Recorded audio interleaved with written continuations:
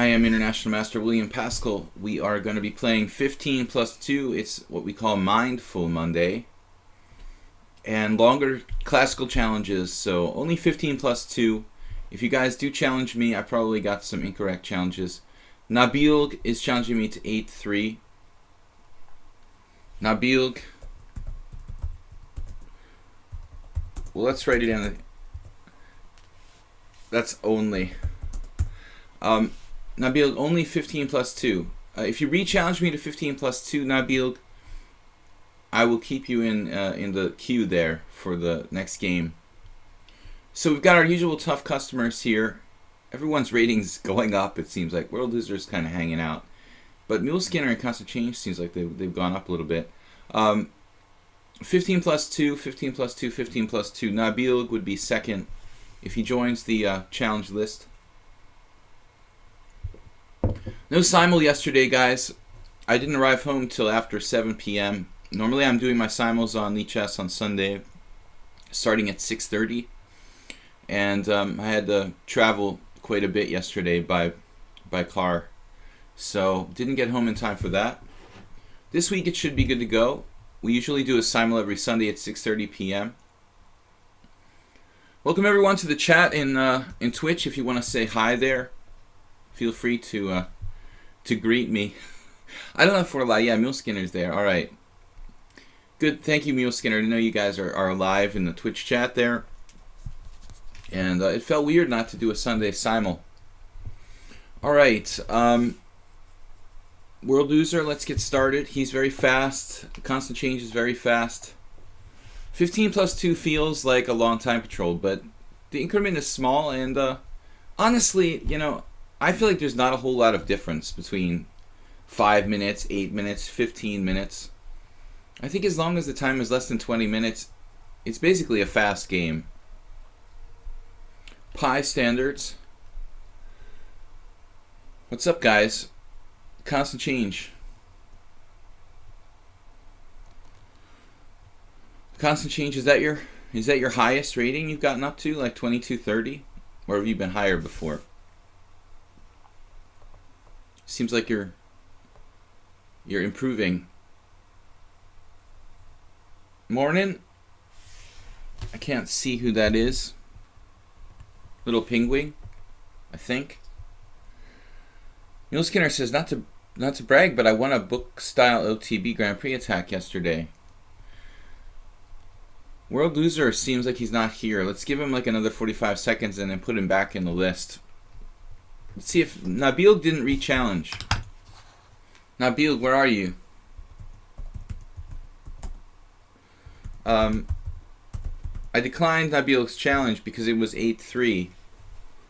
So we lost him and World Loser's not here as well.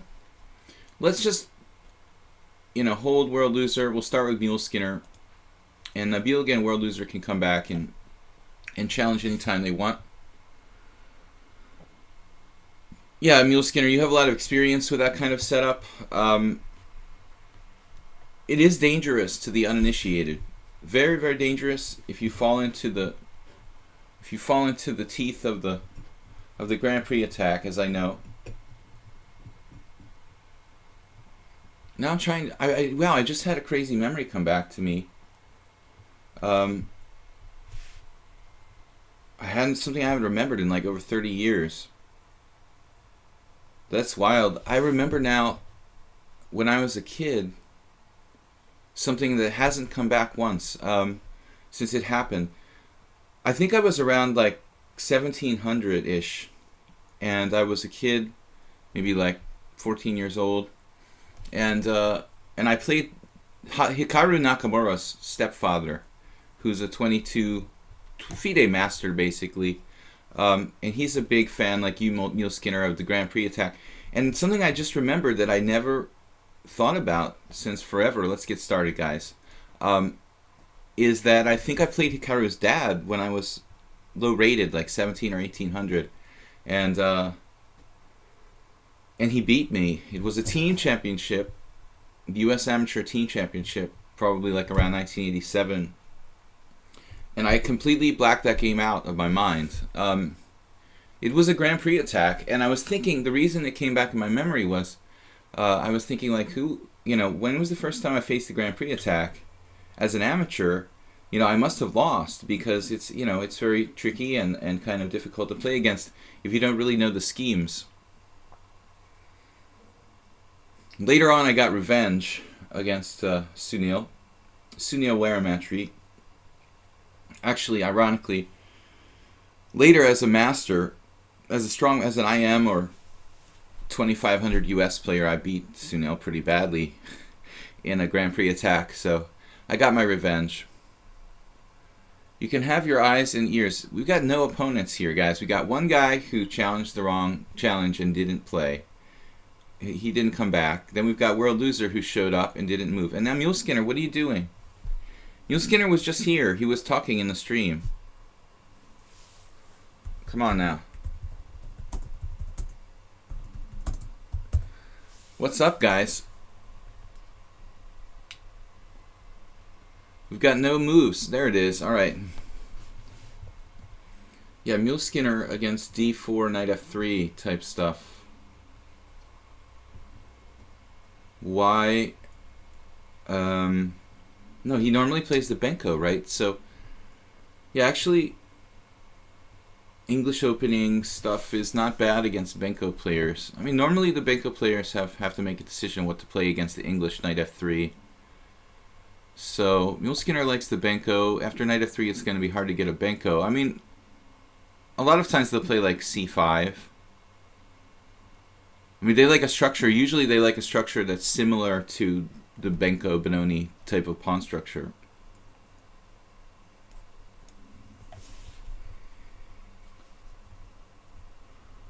Soldier89, thanks for the host.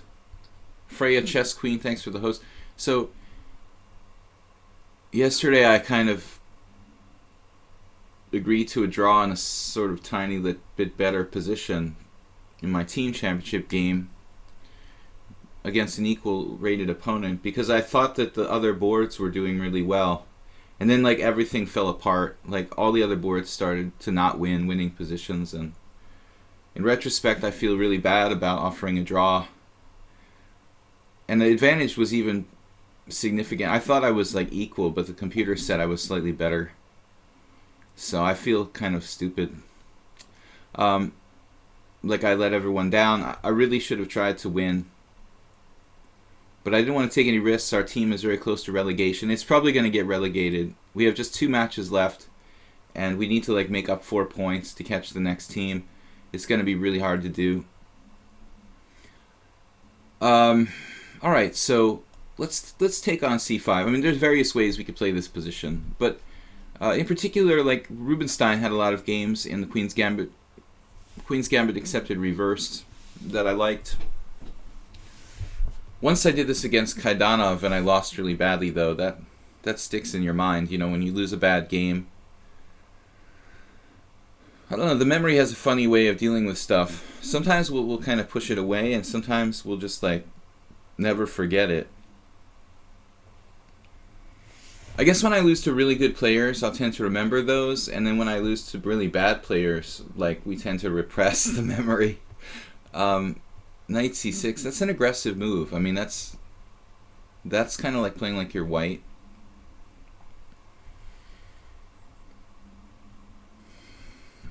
Like you're white with colors reversed. In the Queen's Gambit accepted, I like knight c3. Not right away, though. Usually like knight f3 and then knight c3 is a better order, I guess.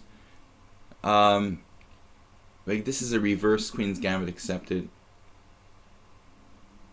I don't have any tricks. Like I guess I could play e4. You could play e4, pawn takes pawn, queen takes. It's interesting. Not a position I've ever played in my life. I guess there's a lot of possibilities here. Knight c3. But knight c3, e6, and then what?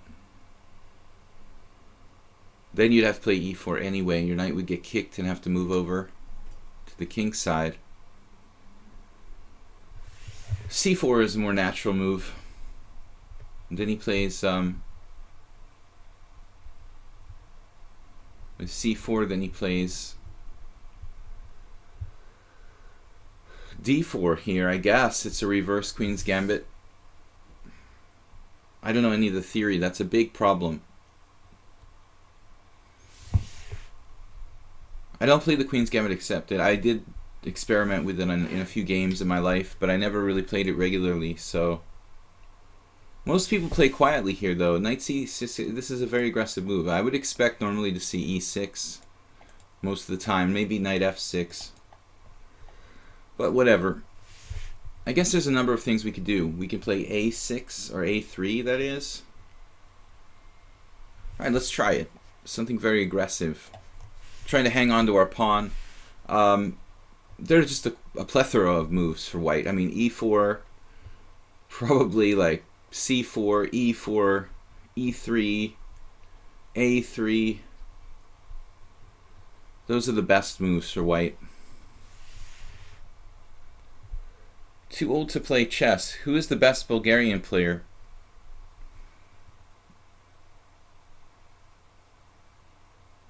I guess it's still Topalov. We have a very strong Bulgarian player on my team, who was there yesterday with us, Chatolbashev.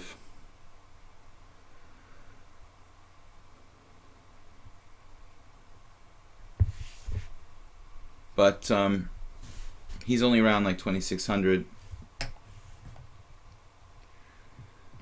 Yeah, I guess Topalov is clearly the #1 Bulgarian. Why do you ask? Constant change his 2-year-old daughter broke. Yeah. I understand. She broke the laptop screen. Kids are good like that. Trying to tell you not to spend so much screen time. Mule Skinner getting aggressive. Okay, well, I mean, I've gone to the trouble of playing a6. Now, I guess you could play e4 here. And change direction, as they say. But it feels more...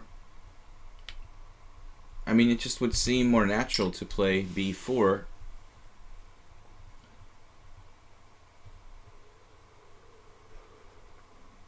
It's not my typical kind of position, but we're going to go with the flow.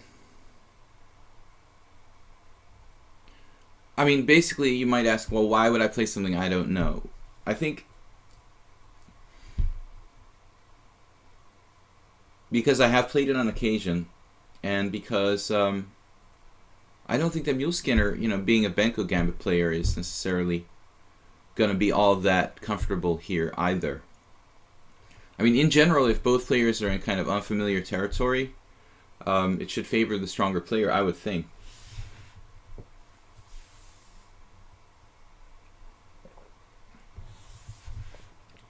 But how did you come up with Bulgarian players anyway? Where did that come from?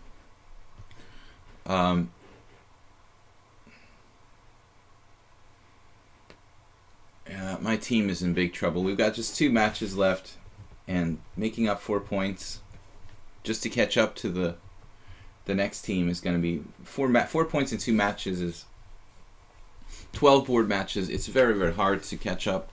Could be done though. Could be done. We have to get lucky. Yesterday we were unlucky. We had to forfeit a board because someone got sick at the last moment. That's a total disaster in a team match scenario.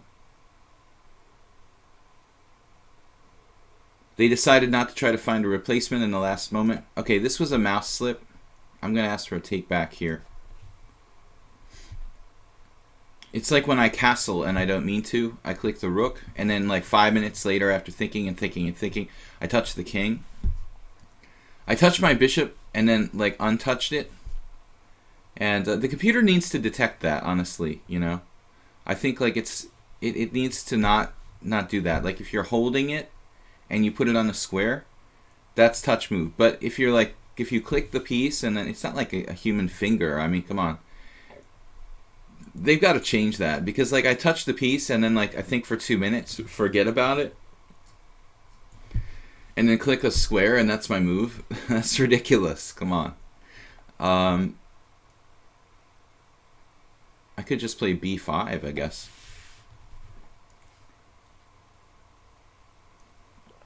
No, I can't because of queen a5 check. Okay, never mind. b5 queen a5 check is a problem, so we need to develop coordinated fashion here. All right. Well, this is the most natural move. Basically, Muleskinner's playing a very, very aggressive pawn sacrifice type of setup with colors reversed. I mean, I think this kind of gambit is very, very risky. Very, very risky, even with an extra tempo in hand, you know? So I kind of doubt that it's like really fully sound if you're playing it with black, like a move behind. I mean, I just wouldn't think you'd have enough. These lines are very complicated and interesting if he's got an extra move in hand, but without it, I would think it would just be inferior. World Loser said, I had one game against the Constant Change and I won. Well, both you guys are really fast, World Loser, so that part kind of, you know, is negated. I would imagine it would be a really good match between the two of you. I would think that both of you are around the same strength. Both quite good tactically and both very fast. Monday's playing mind tricks on my brain.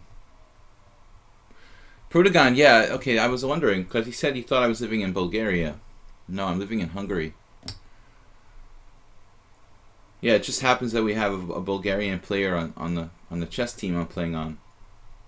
But it's actually not that close to Bulgaria. Hungary does not border Bulgaria. You have to go through Serbia and or Romania to get there.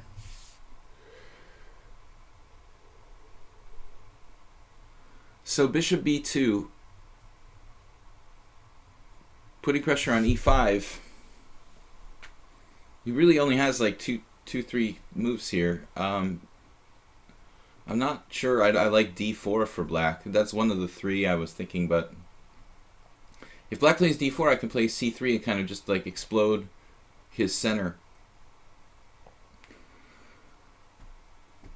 Yeah, this would probably be my move if I was black here. Queen c7, keeping the tension.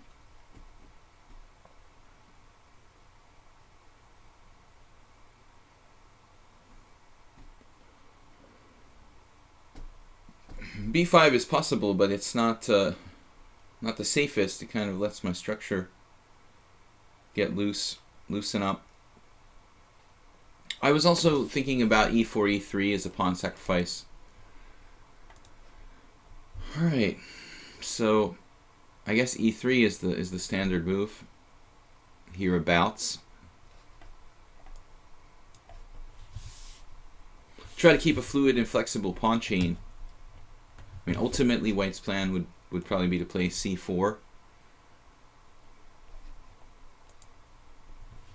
This is basically kind of similar to the semi-Slav. I think these openings, like the Queen's Gambit accepted, semi-Slav, closely related. With a lot of pawns on dark squares. Now bishop g4. Now here there's a couple different ways we could handle this. We could play some kind of ultra sharp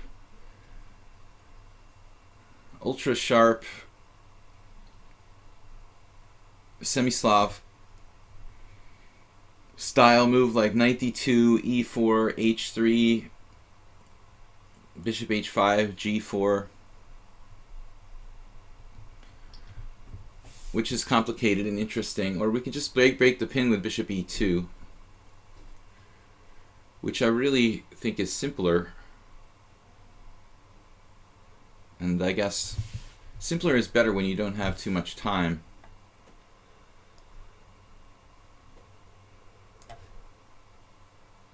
You know, it's not like my bishop's committed to b5 or something. That's another ultra sharp move you could try, I guess, but I don't really see the need for sharpening the play here. I'm up a pawn. Black needs to prove something, you know.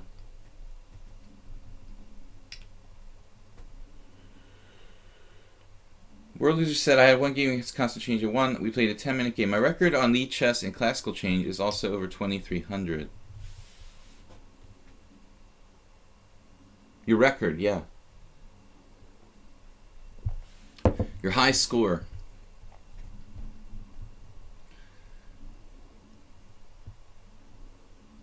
Yeah, I mean, classical chess is a pretty wide category here on lichess. I wouldn't consider 10-0 to be classical chess. I think they should probably modify the system, if you ask me. I mean, classical chess should be something like 20 minutes or more with increment. Kind of like FIDE, FIDE, classical chess, I guess, is like a minimum of, I don't know, what, an hour, or who knows. Well, here on lichess, there's only, two. Well, if you count bullet, okay, aside from bullet, there's classical chess and blitz. And there should be like a rapid time control, that's what this is basically. Maybe they should modify it to have bullet, blitz, rapid, and classical chess. Classical would be longer games. This is basically rapid chess. Do you still have snow in Hungary? We never have snow in Hungary. I mean, not never, but for all intents and purposes, it rarely snows here. It's not a mountainous country, and there just isn't really a lot of snow, despite being fairly far north geographically. Rare. We didn't have any snow this winter. Castle's queenside. This is an ultra aggressive move.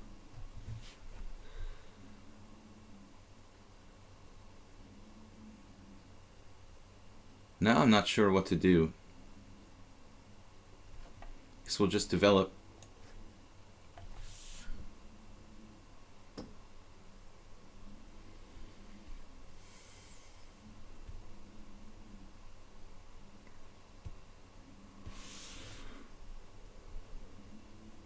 I would imagine, like, I guess I could play b5 last move.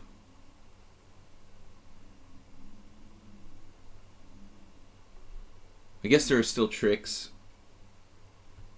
regarding queen a5 check, but I'd have bishop c3 in some positions, so I just played knight bd2 on general principles. I didn't really calculate, but I mean, he has to be careful about b5 with his queen on c7 and like bishop takes e5.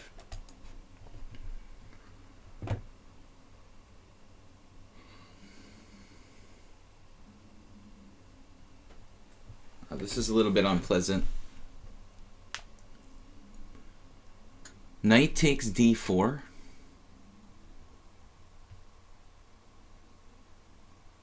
Bishop takes e2.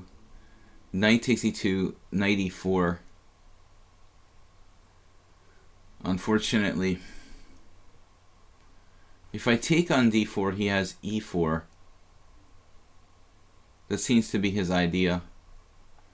So I guess I should try to keep the position closed here.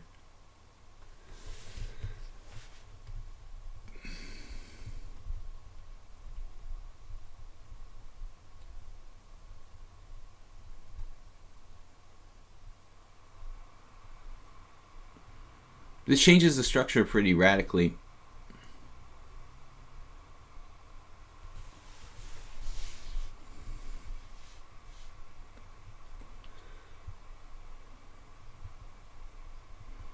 So guys, what's up? Tomorrow we have normal, like blitz and classical, between 5 and 8 minutes with a small increment. Wednesday is the day when I play unusual openings. 5 to 8 minute games with a small increment. Thursday is the same time control, and Fridays I play blitz with 5+3. Every day here between 10 and 12:30 at least we have a blitz and classical stream. Bishop takes f3, that's CET, Central European time. Bishop takes f3, unprovoked, giving up his white squared bishop. Wow. Alright. Knight takes seems to hang a pawn, so I guess I have to take back this way.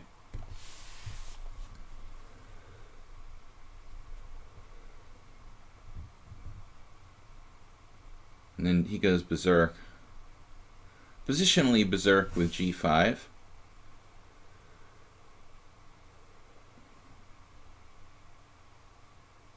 What do I make of this? h4? Where am I going to castle, you know? I mean, it would be nice to play h4. But if I'm planning on castling on that side, I might have second thoughts about it. So it opens up the position over there. Alright, it's basically a blitz game. Bishop g4 check. He just ignores it and plays king b8.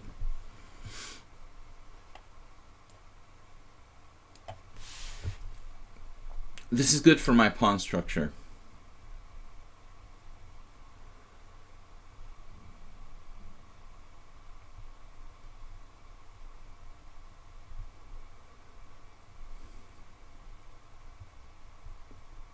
My king position is not committed. Maybe I'd go f1, g2, or even castle queenside. But I don't like the fact that Muleskinner exchanged off his white squared bishop without any real kind of justification. I mean, there's just a lot of white squares, you know, all across the board that look very weak to me, because most of his pawns are on dark. The e5, d4 primarily. You know, it just seems like he has a lot of white square weaknesses, so giving up the white squared bishop is a pretty serious. World Loser said time controls for each player in a blitz chess are 10 minutes or less per player, right?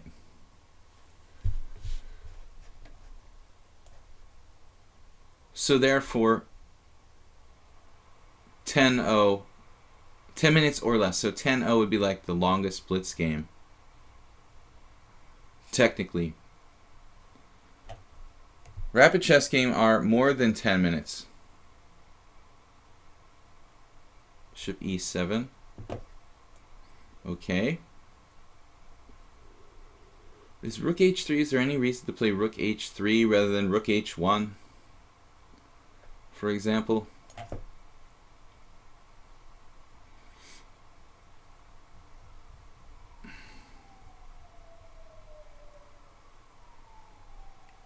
Non-committal move, king b8.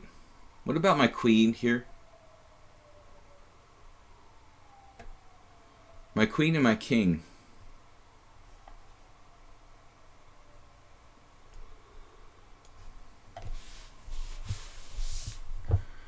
Obviously I have to watch out for d3, but it looks like another pawn for me. I don't really think that Muleskinner can afford to sacrifice another pawn in the given situation without some kind of very real compensation.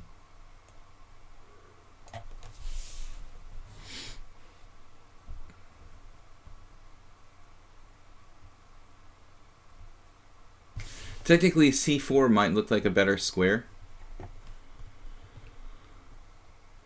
for my knight, but that's from an offensive standpoint.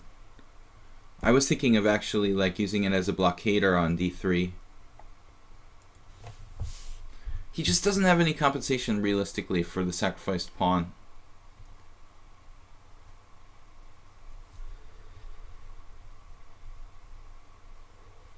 Very, very slowly, white should be better here.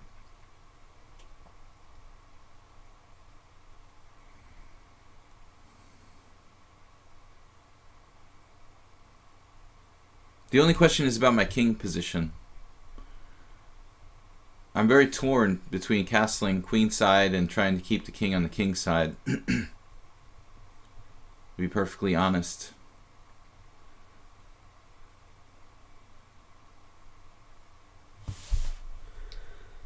Knight c4, knight b6, right. There's a very good square at b6, but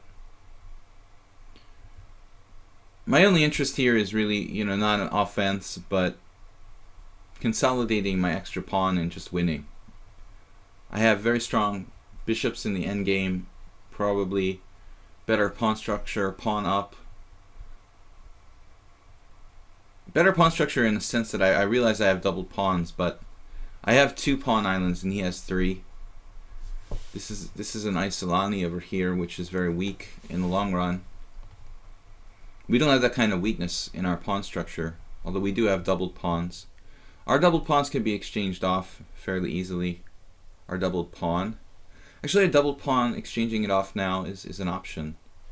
Looks like he's getting ready for some kind of action with this. Bishop g5, or what is he up to? I'm not really sure what knight d7's about. I mean, is that about playing bishop g5 to activate your bad bishop, or what do you have in mind there? Do you have that in mind? I mean, he can't even play b6 because he'll hang his a6 pawn. Or if he does, it's very risky. So I would seriously consider castling here, queenside. There's a lot of good moves. Rook h5, g3. Take your pick. Castles queenside, c3. Not sure if I should open up the position before my king is castled though. c3, take, bishop g5. I can just castle kingside there actually. He's a little bit of counterplay. If I play c3, I feel like that kind of helps him. Helps both of us actually. Bishop g4 is another move.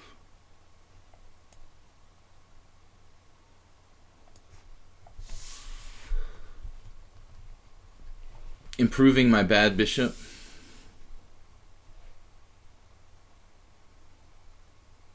I wouldn't mind just trading pieces on my terms. This is kind of a debatable move. It doesn't really develop, but I'm still not sure how to commit to castling. g3, king f1, castle by hand with king g2. Looks very solid.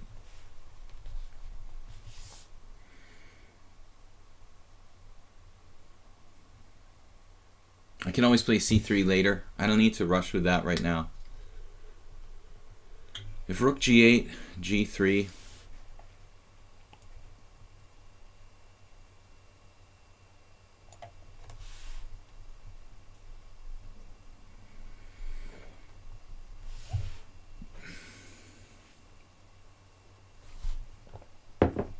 If anybody has any questions or general chess comments or questions, feel free to toss them into the chat room.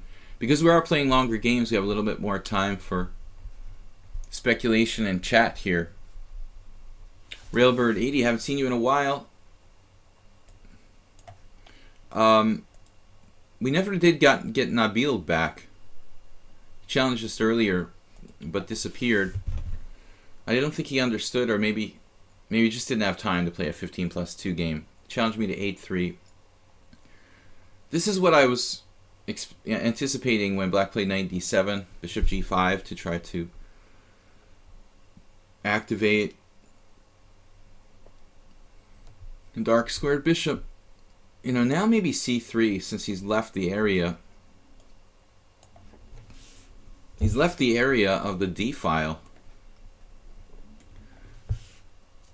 Previously, with the rook on d8, I was a little bit concerned that, you know, he'd have like knight d4 and some counterplay, but now we're just chipping away at his center. Looks really good. Especially I like these rooks lined up. Could almost play f4 here. Still haven't resolved our king, which is a bit of an issue.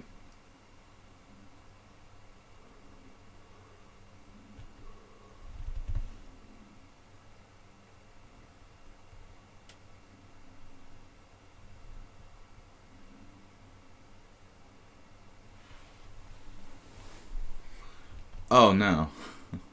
Tactical genius. It's still early in the morning, but I didn't see this right away. That's pretty bad. It took me a full like 40 seconds to see that. 2-move combination. I even saw like the rooks lined up with the bishop and You walked right into it. Luckily, I didn't have another even remotely good-looking move, or I would have played that instead. Okay, Mule Skinner. It's kind of arguable, like, if you can get away with this opening. I mean, you're playing, again, a kind of tempo down, man. If you look at the statistics here, almost everyone plays e6, and maybe knight f6. But mostly e6. But knight c6, like, has a terrible score for black. It's only 20 games. Who's been brave enough to play this? Skripchenko played it. Omar Cartagena. They both lost. So it's a pretty hyper-aggressive thing to do, man. I mean, I played a3. Everybody lost. e5, b4. Why are there no games? Nobody played e5 here. Wow. In 6 games, master games, nobody played e5. It's the best looking move. I don't know why the others played a5. Looks sort of stupid. And e6 is stupid too. Like, if you wanted to play e6, you should play e6 without committing your knight to c6. I don't know who would do that. Some random guy. So I like e5. I mean, it's in keeping with the theme of the position, but the computer likes e4 for white. It's definitely an alternative to b4.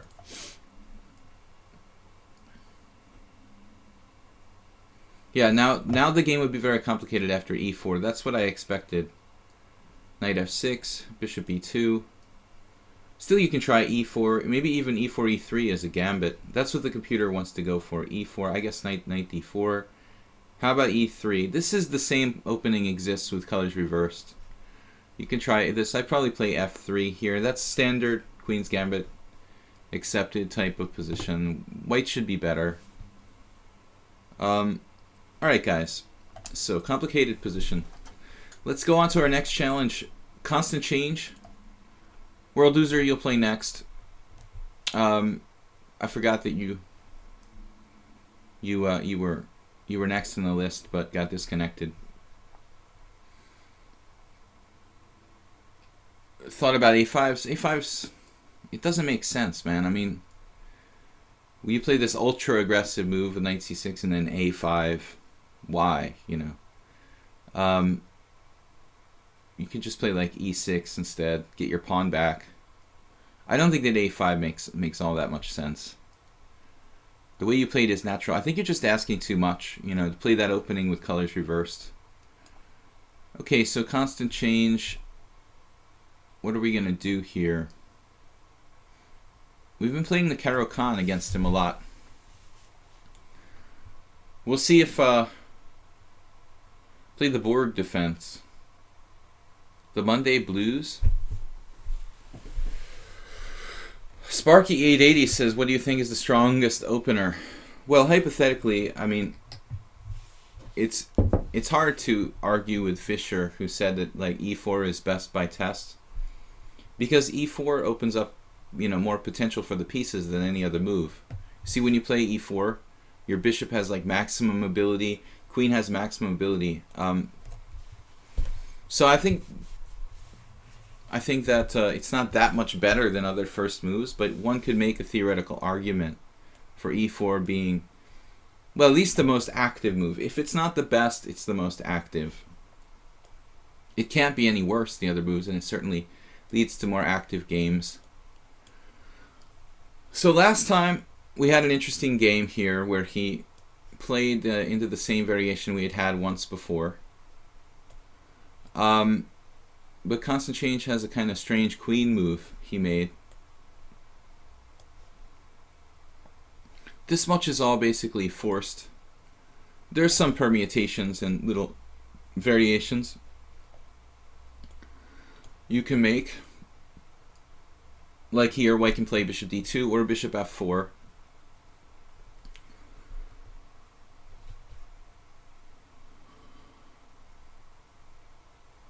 Now, I don't remember if this is the way the last game went or not.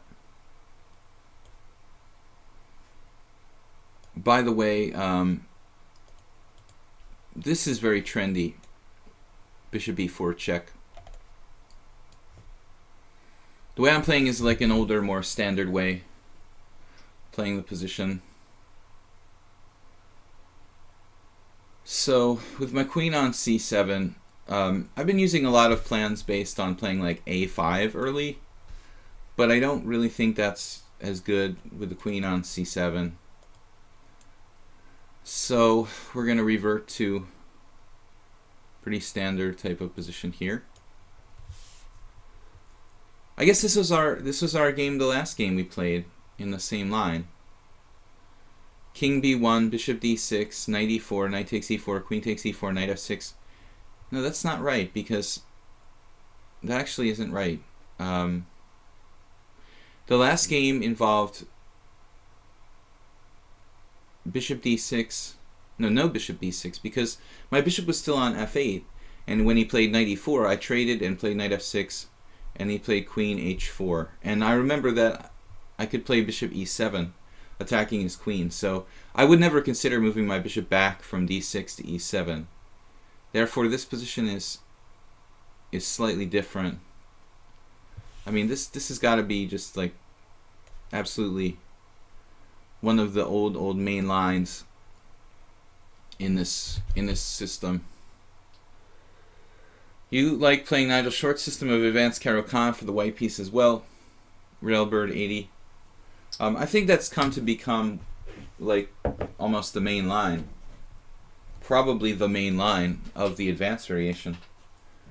In the old days, in the 80s and 90s, well, in the 80s really, and prior to that, I think that prior to the 80s, the advanced variation was considered kind of like not a main line at all, but in the 80s, aggressive systems with like knight c3 and g4 were very popular, and then later Short in the 90s popularized this quiet system with like knight f3 in the advanced variation. That's still considered today to be probably, it's still probably one of the most popular systems against the Caro-Kann.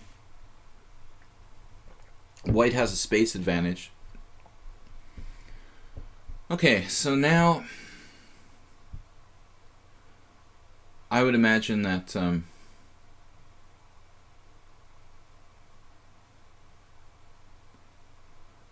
we might have had this position already with constant change. I'm not really sure. But it's definitely different than the last game. Because in the last game, I played knight f6, he played queen h4, which is not standard. And that's enough reason to play knight f6 here. I mean, we don't really want him to play like queen g4.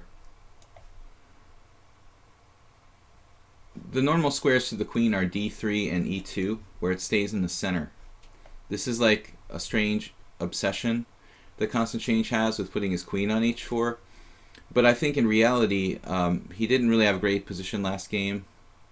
His queen is sort of out of play and not as well centralized as on these squares. It's not a terrible move, but I think it's better to stay on d3 or e2. So, not an easy position to play for a win with black. It's a solid game.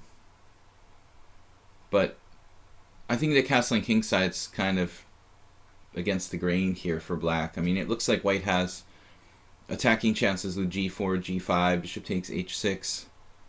So it doesn't really make sense to castle queenside by default. We're going to castle queenside. And we should have a very solid game. I mean, maybe this could transpose to the last game. Yeah. It could transpose to our last game, but I'm sure the move order was somehow a tiny bit different. How could it have gone, actually? Somehow he played knight e5. Castles queenside, rook e1.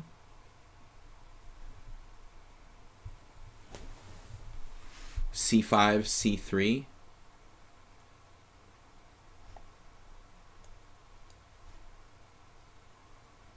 But there was something...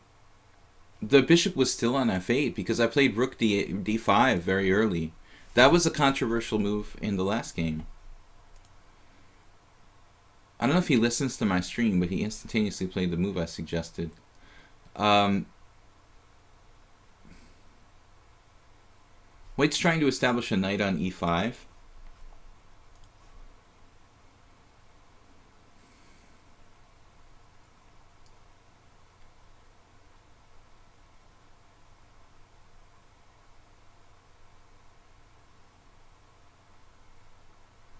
Not sure what I should play here. I mean, c5 is the typical break, but it's kind of risky. When you're castle queenside, it is typically played more commonly if white plays c4, I guess. I could play rook. You got to be careful with the rook e8 though, because the bishop takes h6. Tactics.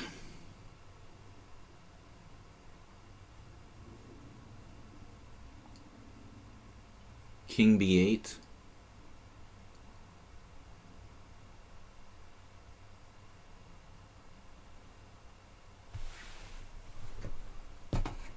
He's used 30 seconds so far for 18 moves.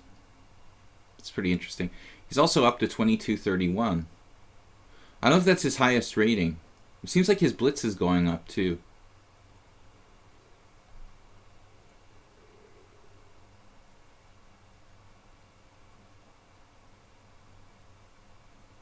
I guess there's nothing wrong with just playing c5. I mean, that's got to be the right move.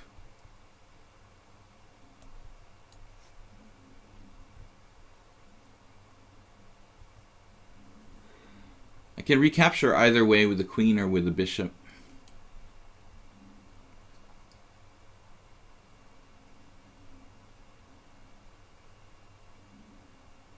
Maybe this is risky.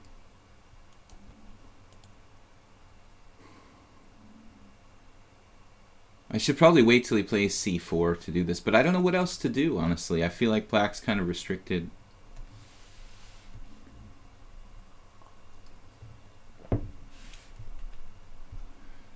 Another waiting move would be king b8. I don't like c3. He should just take on c5 rather than weaken his position.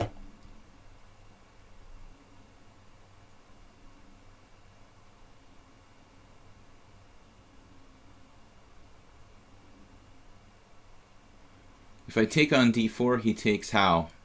With a knight?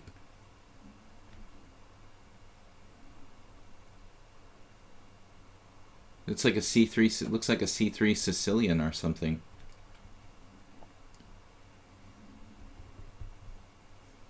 Pushing c4 would close the structure, but I think leave white with the upper hand on the king's side.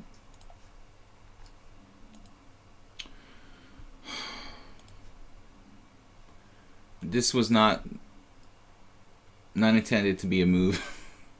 It happened again. Like I just like tried to highlight the square and the program like makes me make the move. I have to write to Thibault and lichess about that, you know, like clicking on pieces and then like thinking for 2 minutes and then clicking on a square makes you make the move. I mean, it shouldn't work like that. You either have the piece like clicked on and then it counts as a move or not. I mean, when you release the piece, it should like go back to as if you didn't touch it before, because it's just too ridiculously easy to make a touch move. You're basically making touch move here. I'm surprised it doesn't happen to me more in blitz chess, but I'm very, very careful there. And I'm obviously not drawing circles and arrows on the board, you know, when I'm playing blitz, but here it's happening a lot. So I don't like c4 though. I just wanted to highlight that square.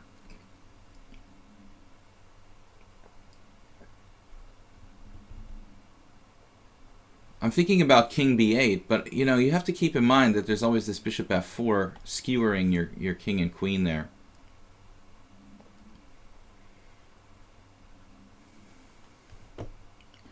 In reality, maybe my king is safer on c8 than b8 in this structure.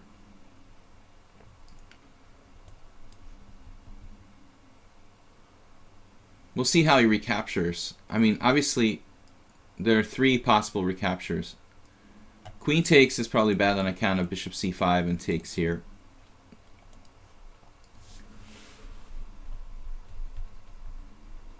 Last game when I lost, we had this open file and I blundered a tactic with my queen being overloaded.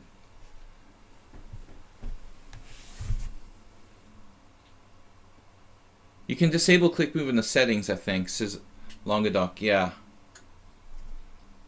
Disable click move, though. What does that mean exactly? Knight takes d4, threatening knight to b5.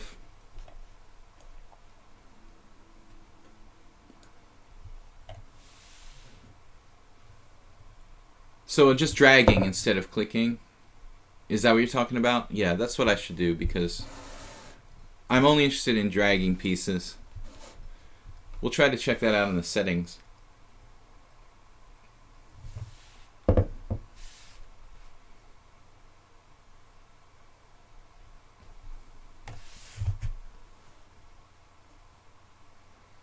Yeah, I have to disable that. Good suggestion. I didn't think about it. It's much easier if you, to me, I mean, it's not easier, but you can't really make a mistake very easily when you're dragging the pieces. It's maybe slower though if you're playing bullet or something like that. You don't have time to drag pieces. I think we're getting sun, man. I might have to put up a sunscreen because we're gonna be like sparkling like an angel in a minute. We know spring is here when there's actually sun. So let's keep an eye on the camera. If I start to sparkle like Sparkle Horse.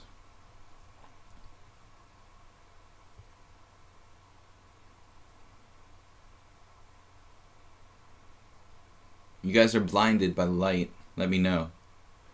Doesn't look too bad yet, but you can see the light beams. So it looks like I castled queenside in a c3 Sicilian, basically. Not happy with the way this went. I mean, there's no easy way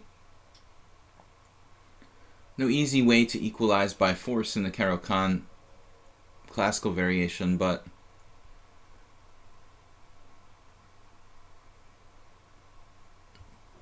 I feel like I had something better. That queen on h4 really bothers me. I mean, nobody plays with the queen on h4, and I'm just not seeing like a concrete way of punishing it. And on the other hand, it's like not that out of play. It defends the h5 pawn. Queen h3. He could transfer to f3. He could just be threatening sacrifices on e6. There doesn't seem to be any immediate threat.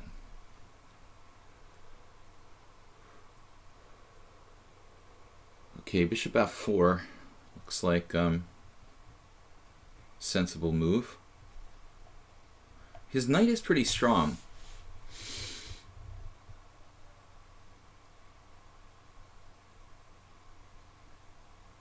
Talking about bishop f4.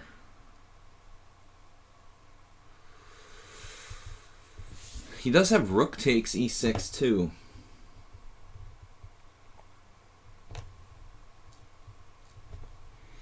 That could do some damage if I played bishop f4. Rook takes e6, pawn takes e6, knight takes e6. King b8.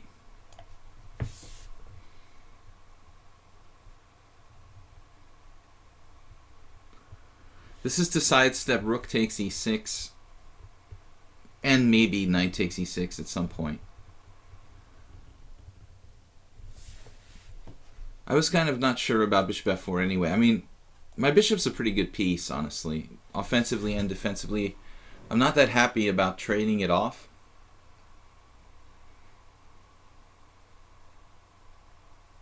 Though it seems like in the endgame, white's pawn on h5, you know, that should be kind of a weakness. So if black trades down to an ending, that could lead to problems for white. But not always. Alright, we've got the sparkles going on. Sorry, guys.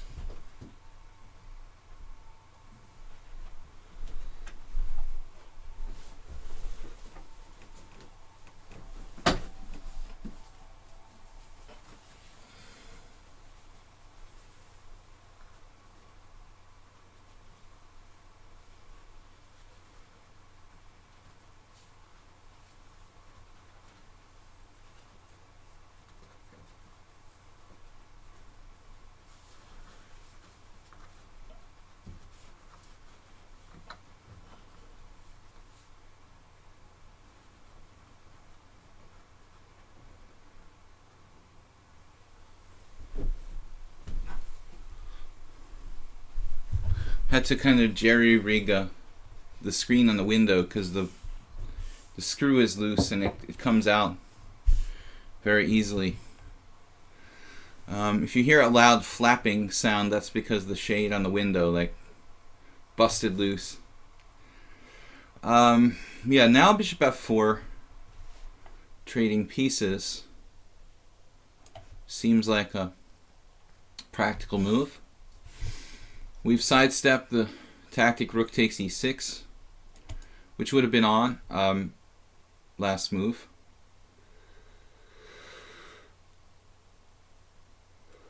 Theoretically, I'm trading a pretty good bishop for a slightly worse bishop. He has more pawns on dark squares, but it's still constantly threatening sacrifices on h6. So I think it's debatable. I'm getting low on time. My queen could also get very active on f4.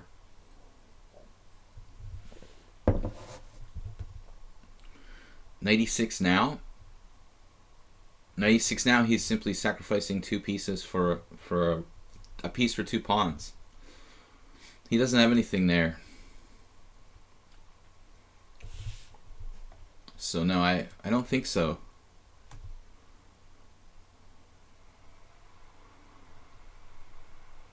White's got a good knight, but he's also got a pawn on h5 that's kind of overextended.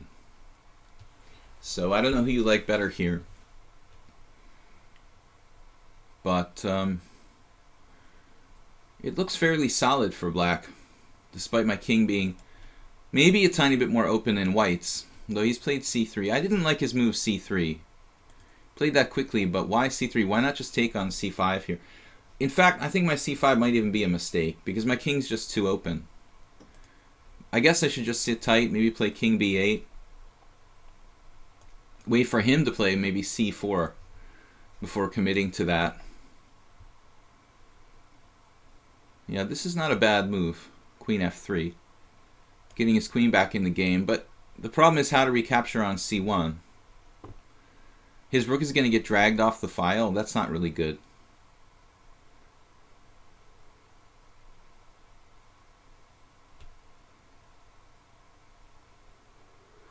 He doesn't want us to lose the d file.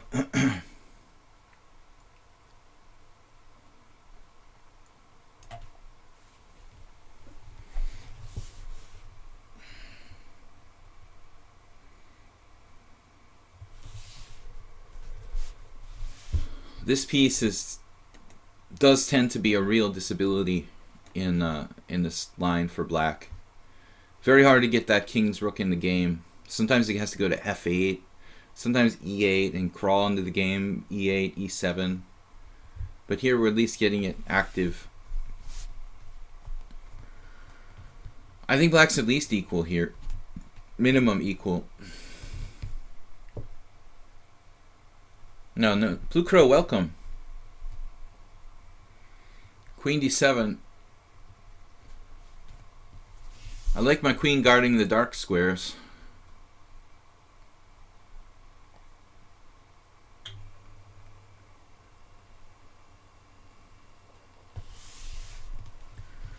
Anyway, guys, I want to just say thank you to those of you who've donated via PayPal. We had a recent donation last week. Anyone who can just afford $5 a year to donate to support the YouTube channel, Video Chess Training, and our Twitch stream, I appreciate it. And thank you guys who have donated. If not, just help out by being here, taking part in the stream, playing, commentating, joining in discussion. That's enough. And I really appreciate you guys. Blue Crow for moderating. Thanks for being here. Jeroen had some problems lately. I spoke to him the other day. He'll probably be back soon.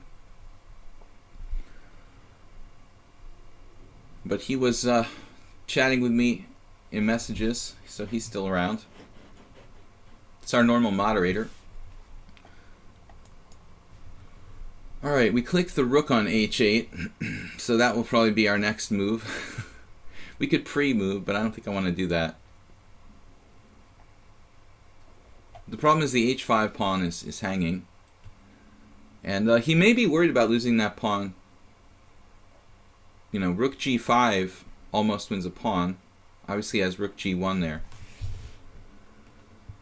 Rook g5, rook g1 seems to hold the line. In any case, I think that we should get our pieces coordinated.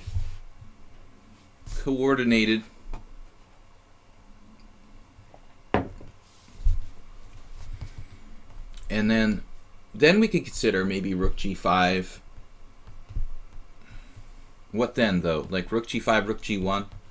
How do I make progress? Very hard to get rid of this knight on d4. Extremely difficult to get rid of it. Because e5 weakens my structure, gives him a big hole on f5 to go to.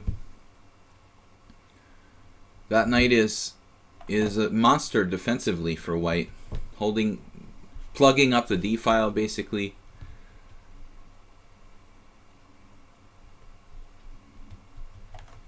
Maybe I can do something like rook g5, queen e5. I don't see what it does, though. Then he has rook e1. Rook g5, rook g1, queen e5, rook e1. Keeping me out. I guess it will come down to an ending. Eventually the queens will get traded. And I think that maybe white has to be careful with those pawns not falling. But with a good knight on d4, I think that white is probably okay here. Despite the fact that his pawns are a little extended here. This knight on d4 kind of compensates for that. So I guess, unless I have some really direct attacking plan like e5, e4, rook d2, and like checkmate his king or something, I should be considering that kind of stuff. Very, very aggressive, straightforward play. Played rook g1, preempting me. Attempting to play e5. Rook g5, interesting.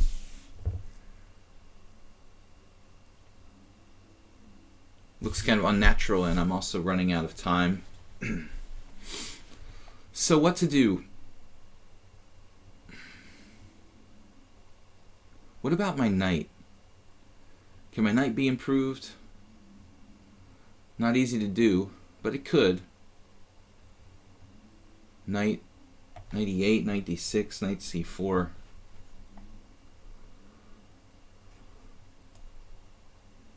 Let's go for it.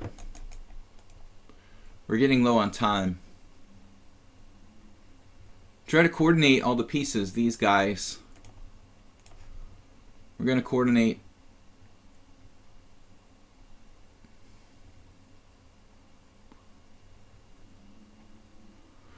and begin a kingside assault. If this is the king's side, this is not chess 960, right?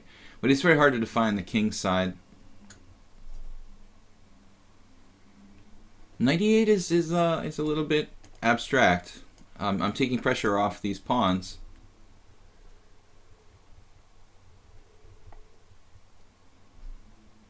But I also have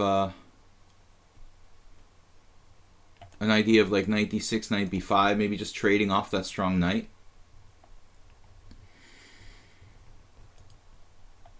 If nothing else. Hard to make arrows disappear. Queen g2, the idea of f3. Yeah, but you got to admit, dude, that queen g2 doesn't look too pretty with f3 in front of it.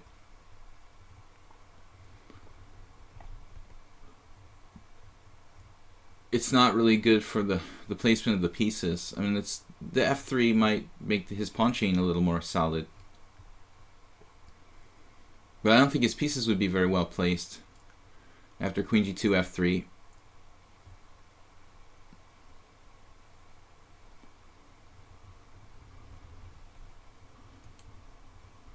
He's using a lot of time. If he could play like f4, g5, he could even take the initiative over on the king's side. Actually, he could trade queens here. I know the constant change, he's not a player that really likes to trade queens, I don't think. He likes to attack, so he doesn't naturally gravitate toward queen trades.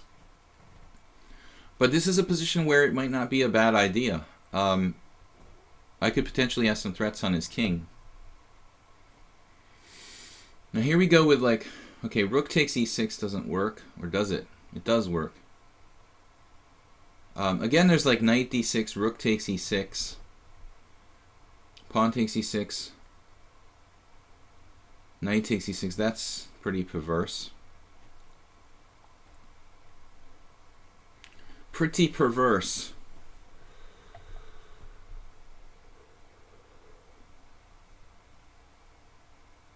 What the heck?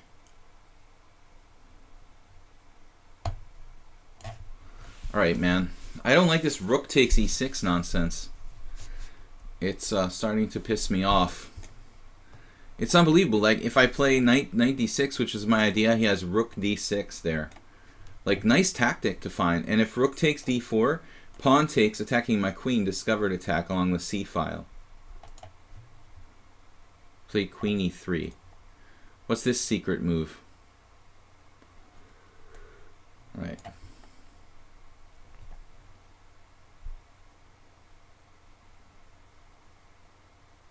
He can like anticipate my moves or something. That's kind of scary. He actually anticipates my moves.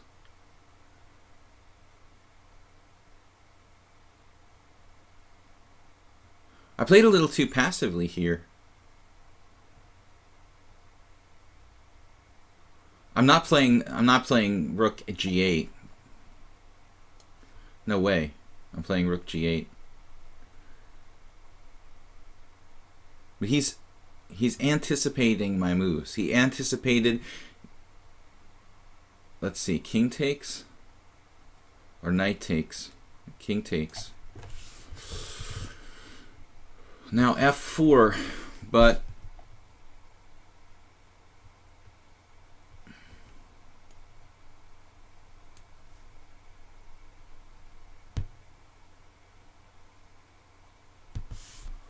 not really clear what's going on.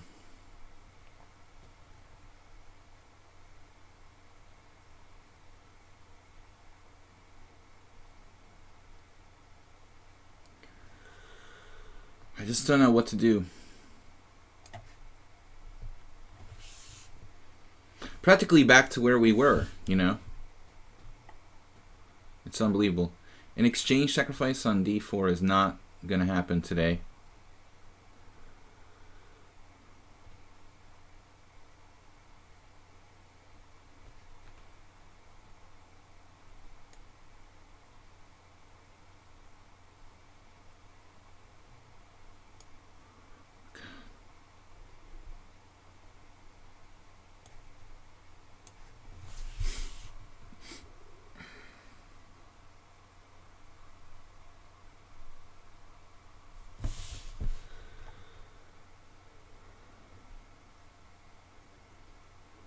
Maybe I should have played this last move. After rook g1, b5 right away. What happened? He did a3.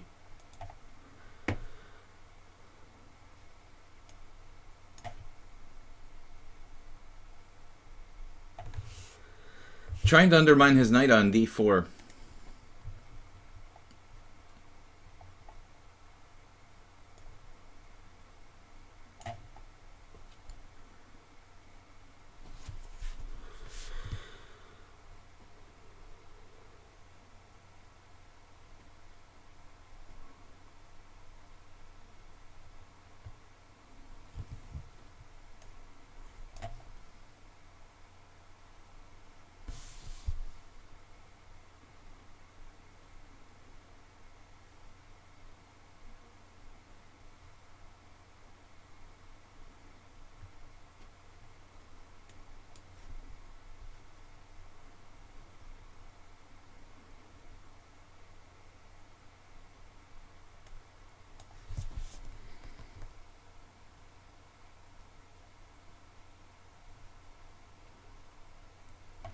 Well, he just lost on time in what looks like an equal position. Maybe he's slightly better here, because he can take on b4. I probably should have taken on c3. No, the computer says it's equal. Bad internet. I don't know. I mean, it was pretty close. C takes b4, A takes b4, a4, creating a passed pawn. The problem is if he tries to play knight f5, I have knight takes h5. You know, he was probably thinking about that. That's the reason I try to play fast. Compensate for internet. Looks like a really well played game by both sides. Alright guys, world loser has been waiting, but he missed his chance, the first chance.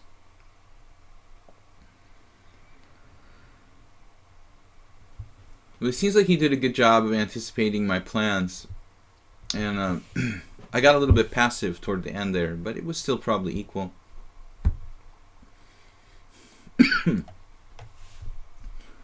Alright, we played one flank opening with knight f3. Now let's try e4. Guys, normally the Monday stream, since it's 15 plus 2, I try to stream a little bit longer, toward 1 o'clock. But today I'm going to have to leave a few minutes before 1 o'clock because I have something else at 1. So maybe we'll finish around 12:45, 12:50 for today.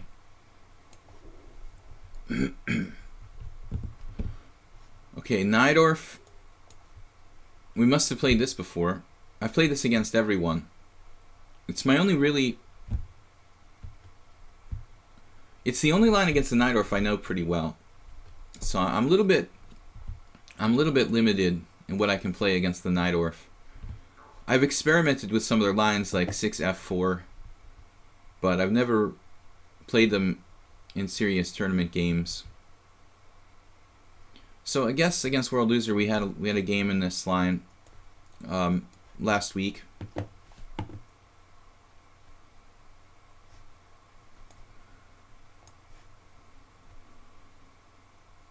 I had a game in the U.S. Championship, I remember, in like 2002 against John Fedorovich. But World Loser's trading very early on b3. You know, I think typically Black likes to wait before committing to that. But last time he played like some strange move. What was it? Bishop d7, I think, too early.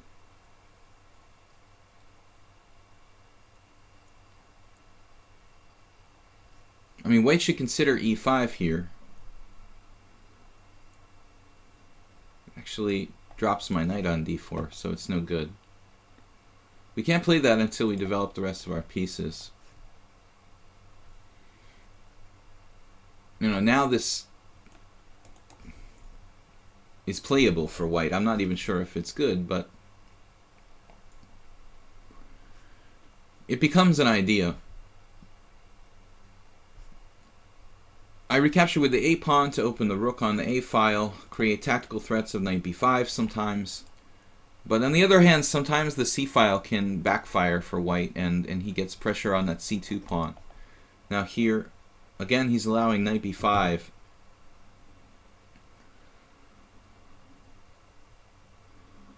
Knight b5 is on the table. Well, one knight to b5. Maybe that one.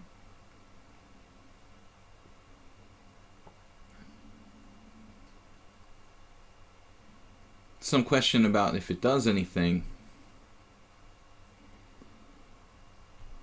Knight b5 does look dangerous for Black. Knight b5, where does he go? Back to d7, I guess. And then all I can do is take on d6, and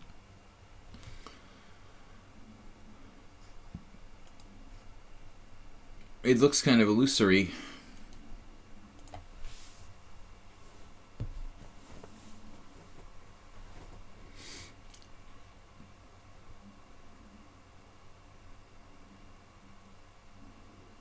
what would... I always try to think of a player who would play well in a specific position. Say, what would David Navarra do in this position? You should play in the Pro Chess League. So, yeah, I mean, knight b5, queen d7. There doesn't seem to be any really good follow-up. I have e5. But what does it do?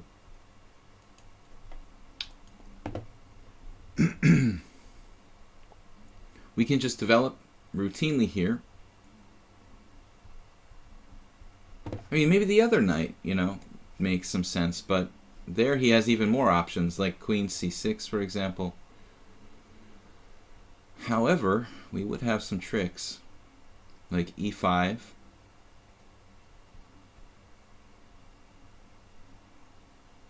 Let's just say queen d7 is going to be his default response against any knight b5. Because if queen c6, e5, that actually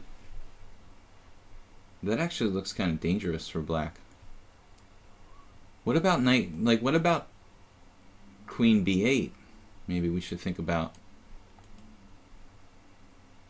knight b5, queen b8 is actually a problem. Then I'm forced to take on d6, fork with e5, when it appears that black is okay. Alright, let's give up on the tactics. Plan to castle kingside.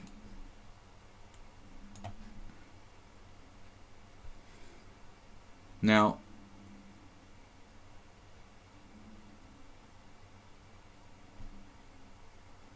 there is the possibility of f5.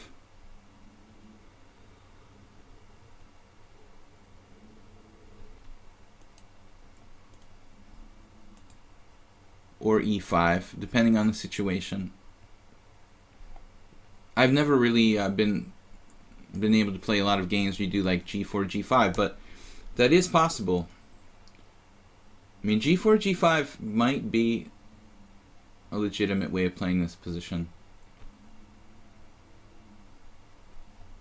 Normally my reaction to a move like that for black would be like a strike in the center with e5 or d5. I don't know, g4 looks very risky for white. I mean, he can just play quietly. Something like rook e8, g5, knight d7. But maybe it is the way for white to play. I asked what David Navarro would do. It'd probably be something like that. h6 for black, though.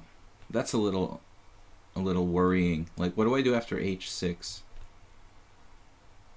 g5 anyway, and my king side, my position, I don't know about it. h6, g5. Take, knight h7. It's a little like a hedgehog. It's not exactly a hedgehog, though. Let's go for it. This is going to be interesting. Let's go for it. Not my normal approach, but I feel like white needs to do something concrete here. f5 just doesn't look like it has a lot of force behind it.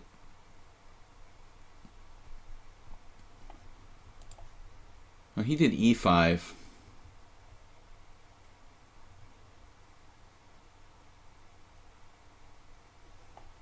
And I think we're pretty much forced to play knight f5. I mean, e5's kind of weakening the d5 square. Although he does have some counterplay along the c line, as I mentioned earlier. So it's not always possible for me to just drop this pawn on c2 and throw a knight into d5, depending on the situation. I don't know.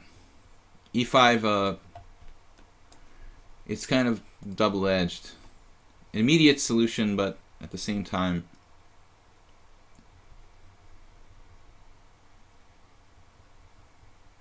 I definitely have some recall of a Navarra game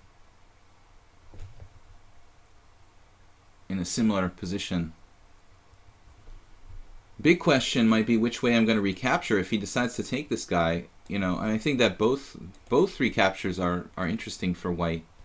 You know, with the G pawn, I have played along the G file, and with the other capture, my queen is enhanced on F3. I have good control of the center. I keep the G pawn to roll forward. If I were black, I would be reluctant to play E5. But again, H6 is weakening. I mean, Knight D7, plans of like Rook E8. What about D5 for him? D5, E5, and Knight E4 sacking a pawn. I think that would be a really interesting way to play it. Just straight up sack a pawn. G4, D5, E5, Knight E4, Knight takes E4, D takes E4, Queen takes E4. With white's kingside being forward and kind of open, black having the bishop pair. I'm not sure that black doesn't have some compensation for the sacrificed pawn. Perhaps it's not enough, but it's something to consider. You would consider to take with your g-pawn, exposing my king. Exposing my king to what? Like, what am I exposing my king to? I mean, he's in no position to attack me along the g-file. I mean, it's not like he's in an attacking formation here, you know, and there's some action for black along the g-file. He doesn't have anything to attack me with. That's just a symbolic concept. So now pawn takes f4, and now we've got some interesting options. You know, like we don't have to routinely recapture. We could even play bishop d4. Looks like a really cool idea. On the other hand, probably I'm being too fancy. There may be nothing wrong with just routinely recapturing. Probably the best move to just recapture, but which way? Queen takes. I really like my bishop to go to d4 here. Alright, so I mean, my king would go to h1 or h2, h3 and h2 if I take with the g-pawn. I don't think that he's really exposed, you know, to anything. Black's not in position to attack me. Bishop d4, everything's good here. Okay, bishop d4, g5, what's he gonna do? I mean, that looks insane. It's probably close to helpmate. Bishop d4, g5. But which way is the best?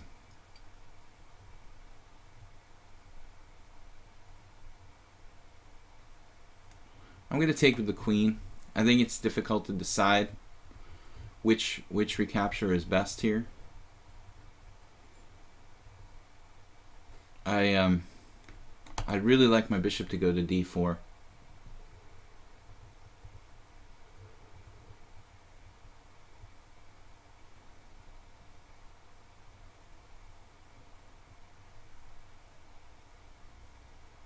He took on f4. Is there anything I missed?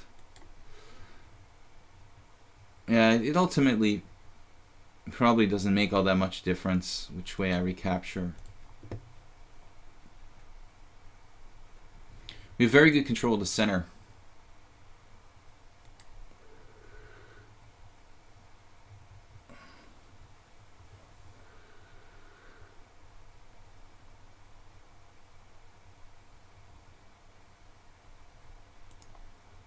Yeah, he has to play bishop takes f5. I mean, this is just no question.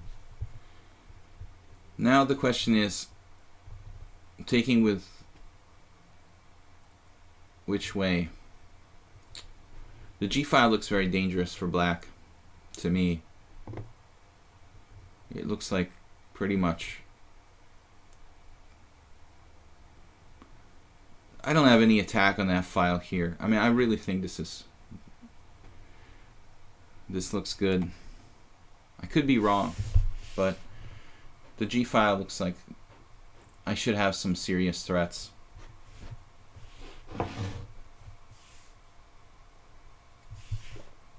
Okay, it may be lower maintenance to take with the e-pawn, but I don't know, you know, then it's just like a routine isolated queen pawn position where I'm kind of overextended.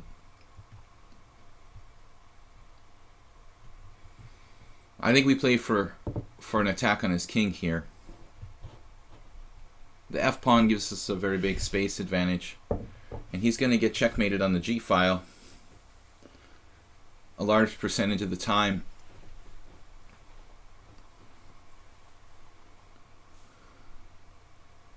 We've got control of d5. Now with his white square bishop off the board, you know, I wasn't real comfortable with king h1 in a lot of situations with the bishop still on c8, going potentially to like b7. But with the white square bishop off the board, I could be more comfortable with putting my king on h1. King h1, rook f2, rook g1, rook g2. With a massive attack, I can basically line up all of my pieces. This rook will also guard laterally. Shift over to g2.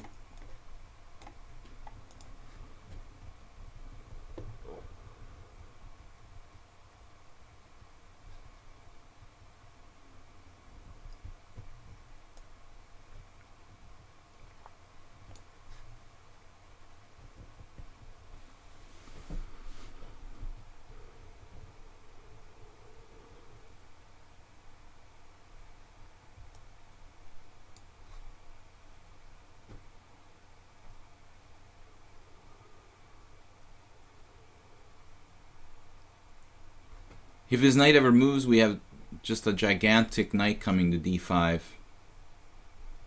So he's kind of paralyzed as far as allowing that.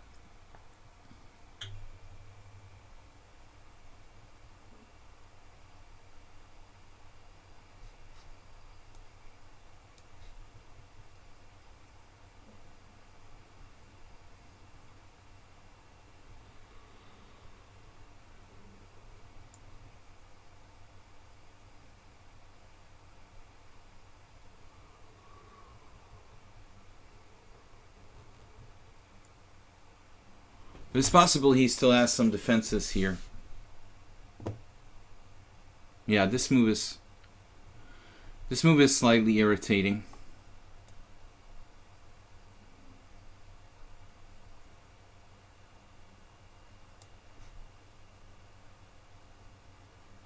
But the point is, in bishop f6, I have knight d5.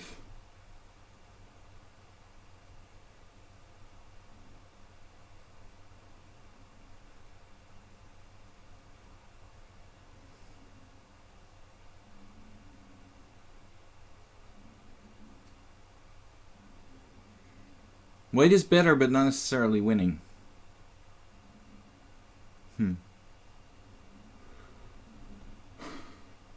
He's still got potential to hang on here.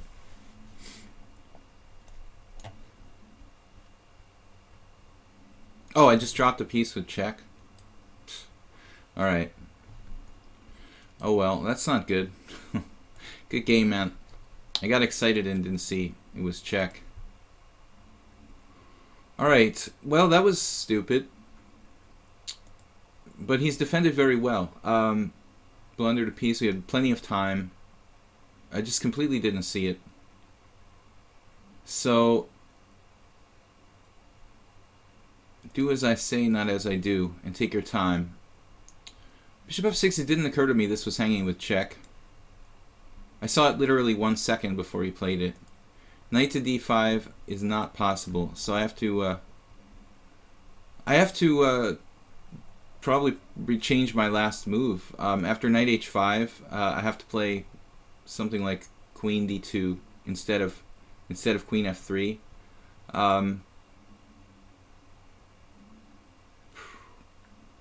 White is better, but it's not that easy. Queen d2. Queen e3, yeah. I just blundered with queen f3. It's a bad move. It helps him. Because now I don't have a great move after this. I would have had to play something all like weird after like bishop f6. Queen f3, bishop f6, rook d1 or something like that. But I'm just basically wasting time. Queen f3 is a bad move. Bishop f6, he's almost equal here. Now I have to like lose a tempo and play queen e3 or something stupid like that. So rook d1. White's advantage is very small now. It says I made no inaccuracies, no mistakes, no blunders. What are you talking about, dude? I just hung a piece with bishop takes d4 check. It says I made no inaccuracies, no blunders. What are you talking about? This isn't a blunder. Bishop takes d4 check? That's weird, isn't it? Well, I wasn't winning. I'm just better, man. I mean, it's a chess game, and it's only a small advantage. But I made a very bad move based on a hallucination that this wasn't check, you know. I just assumed my king is already... My plan was to play king h1 and double rooks on the g-file, so I guess in my mind I had already started that process and played like king h1. But why, that's funny, why does the game analysis not understand that bishop takes d4 check is a free piece in this final position? Funny, isn't it?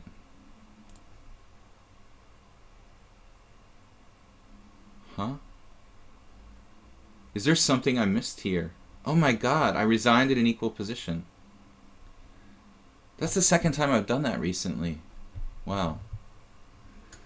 I did the same thing against Liberian like 3 weeks ago. I was so upset. And the same thing, like the diagonal with my king on g1.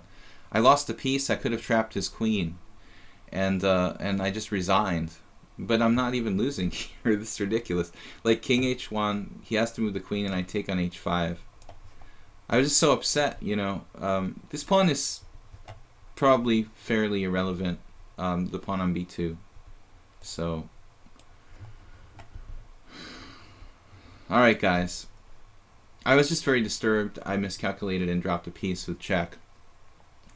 But in reality, my position was still okay. If he doesn't have the pawn, he's probably clearly worse. But with the pawn, he would have been... He would have had compensation for the bad bishop, basically.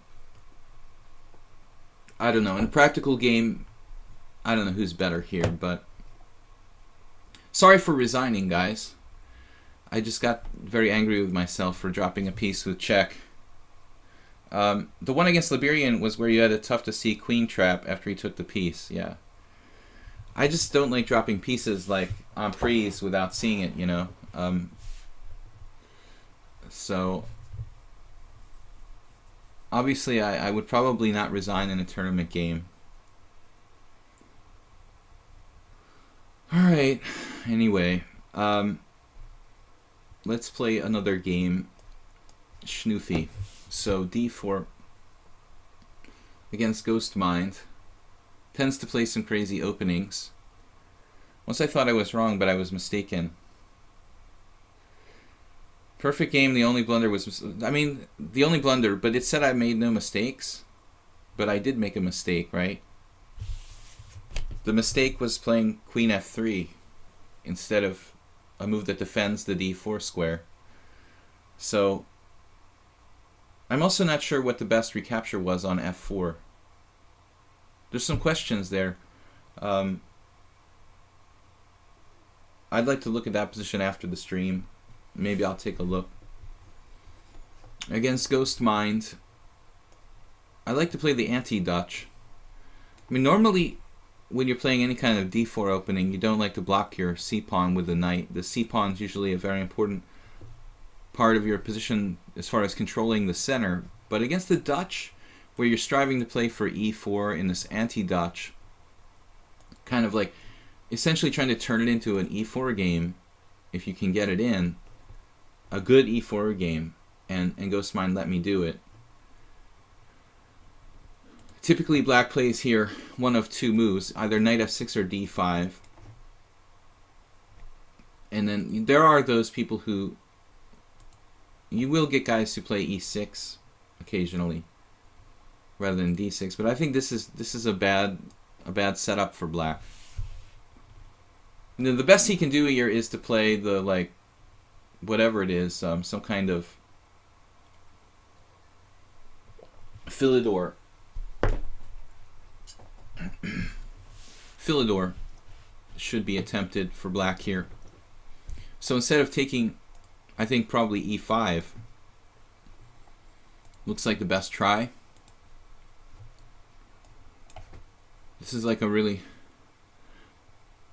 strange a really strange French defense or something where he hasn't played e6. No, I'm just kidding. You taught us a valuable lesson that we shouldn't resign. That's the second time I've done it in a month or so. You know, in a tournament game, when I make a blunder like that, I hope and have in most cases. I mean, I can't recall ever resigning in a lost position, in a not lost position. I mean, it's happened to a lot of chess players. A lot of strong chess players have actually resigned in winning or drawn positions. But I can't, off the top of my head, ever remember prematurely resigning in a like drawn or winning position. Thankfully. But here in the stream, when I'm trying to teach you guys and show good etiquette, like when I lose a piece, I tend to resign. Against Liberian, it was harder to see. You know, I just didn't see it. I mean, here I didn't see it either, but I would have found this like pretty quickly if I wasn't so depressed. The one against Liberian, you know, it was kind of a sneaky queen trap and wasn't that easy to see, honestly. So I'm not sure, but which way should I go with the knight here? Knight g5, I guess. Probing the weak squares. And maybe coming back to f3. This one I would have seen when my mind, you know, cleared in a moment. That, you know, I would have realized. In a tournament game, I would have made the only move, king h1, you know, and been like, oh yeah, his knight's hanging, his queen's hanging, he can't protect both. Okay, I don't resign. But the one against Liberian, I mean, it's possible. Against Liberian, I didn't resign immediately either. I sat there thinking about, like, there was another way to trap his queen, and I didn't see it. The other way to try to trap his queen.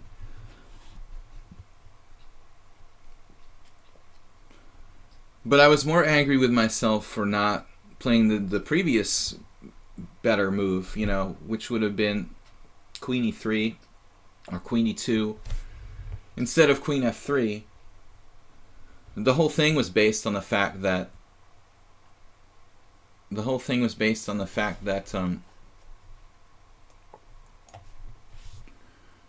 stalemate, smothered mate, smothered queen mate.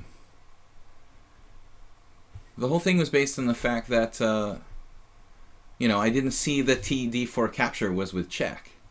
If I had seen that, my entire like last move would have been different. You know, I would have been planning for it. So queen f3 wouldn't have been played. That's the move I'm more angry with myself for playing queen f3 and not seeing, you know, not seeing bishop takes d4 check. I mean, I saw bishop f6 as his entire plan, but obviously I would have changed my plan had I known that was that was a check. Things would have been different. Twitch gave me an alert that Saroche might be in the neighborhood. Yeah, I think he's been a little bit off lately. But he may be better now. Ghostmine just allowed, you know, the queen trap, and this should be pretty easy to take him out. So we'll finish this one off quickly. And that'll give us more time to play some more games. So 2 high-quality games from myself and Ghostmind, both blundering early. Very quick losses. Gives us more time to play more games. Godlike moves. We did play once before. And Geese. We haven't seen Geese in a long time. Geese, where's your countryman, Saroche? Sorry, I didn't mean to click on your profile. Dude, get me back to the challenges. Guys, we have time until... We have almost an hour left, so, you know, time for like 2 or 3 more games. If they keep being like 5-minute games, we'll have time for a lot, but typically, let's play another e4 game. Actually, the opening against World Loser was interesting. I think I had a good game, and I think that his e5 is pretty dubious. Not like he's lost, but he has an unpleasant position, and most GMs would take him out in that position. It's just a kind of long-term strategic problem. But I'm curious to know, like, if I made the right move with queen takes f4. Because I thought that bishop d4 not recapturing right away on f4 would have been interesting. And if you think about it, like how the game went down later on, you know, with him having knight h5, if my queen is still on f3, hadn't gone to this strange f4 square in that game, well, it's not really here nor there anyway, because I'm going to have to recapture on f4 at some point anyway. So Godlike Moves plays the old knight f6 Scandinavian.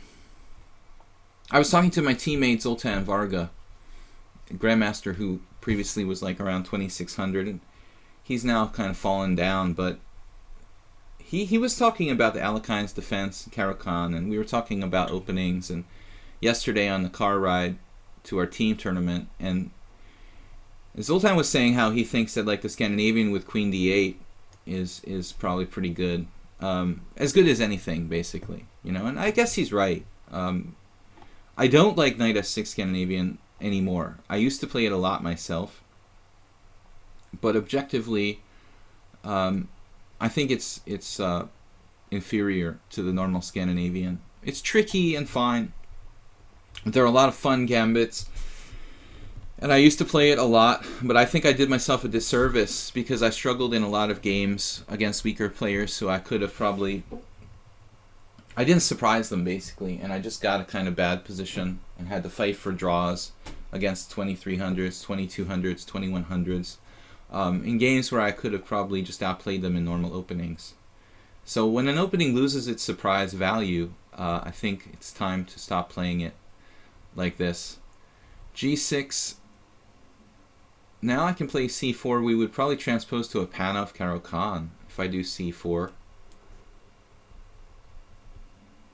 So that's not, well, easier said than done, right? I mean, c4, c6. It's not transposing to a Panov Caro-Kann unless I let him capture on d5. So I could take on c6 and play some kind of position like that. That's interesting. c4, c6, takes, knight takes d4. I'm not sure that he has enough compensation there. Of course, we can also play just like d4.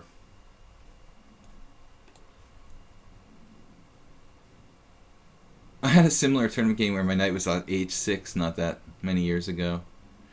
Alright, so probably we try to hang on to the pawn around this point, I think. I mean, this kind of stuff would be okay in a blitz game, but this is like 15-minute chess. It's interesting, maybe. You know, I don't think it's objectively 100% correct for black. He should really recapture on d5. You have to be really accurate. I generally play c4 against this line. Triumphant said, would you accept a 10-5 challenge now? No, I mean, we're really just playing one time control.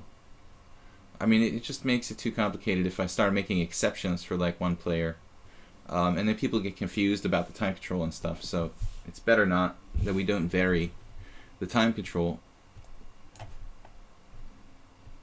Godlike moves with the speculative pawn sacrifice here.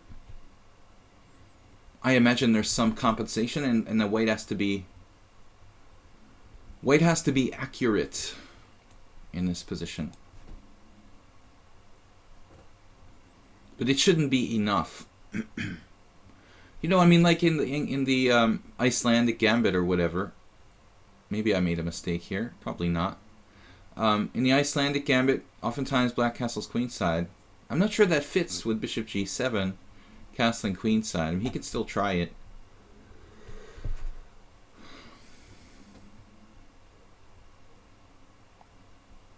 Right. You're going to try to play the Icelandic gambit. I mean, maybe I should have played bishop e2 last move just to eliminate that possibility, you know? Okay, fine. So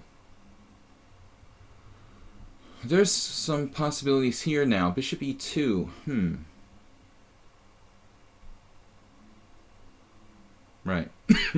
Doesn't work. Bishop e2 doesn't work unless I want to sack a pawn.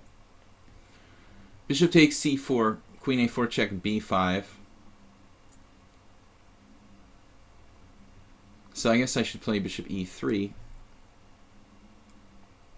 Black shouldn't really have quite enough compensation for this pawn.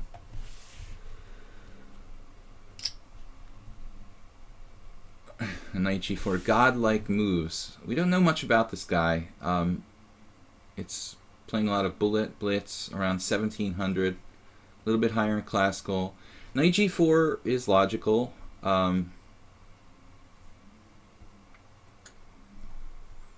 But it's going to strengthen my center to some degree to capture with the pawn on e3. I need to develop my pieces. You know, you theoretically could play bishop g5 here. Then f6 doesn't really help too much.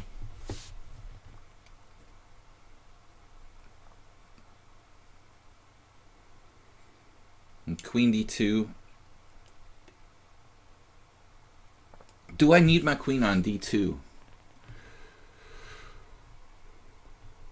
Well, I could recapture with the queen, you know. That's an interesting variation.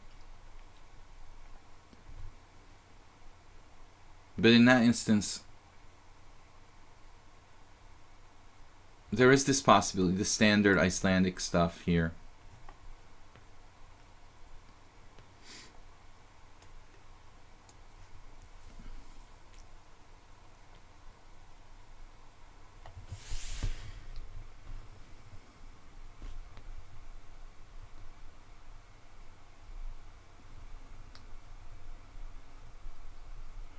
Does queen e2 work in this position or like previously?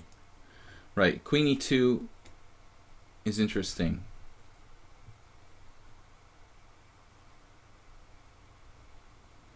But it clogs up my development.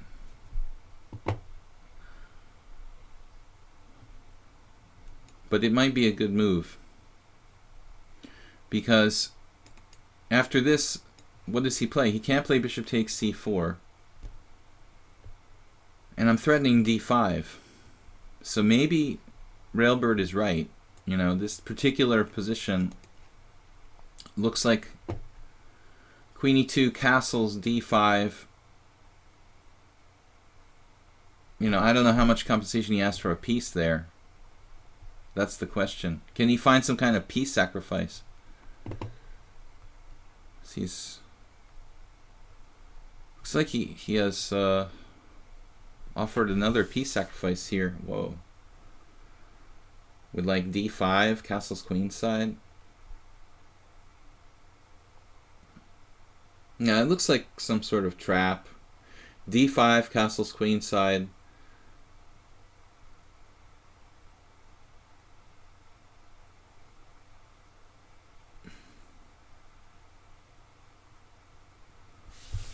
If d5 castles queenside, I have to move my queen like to a4, and then he has queen b4.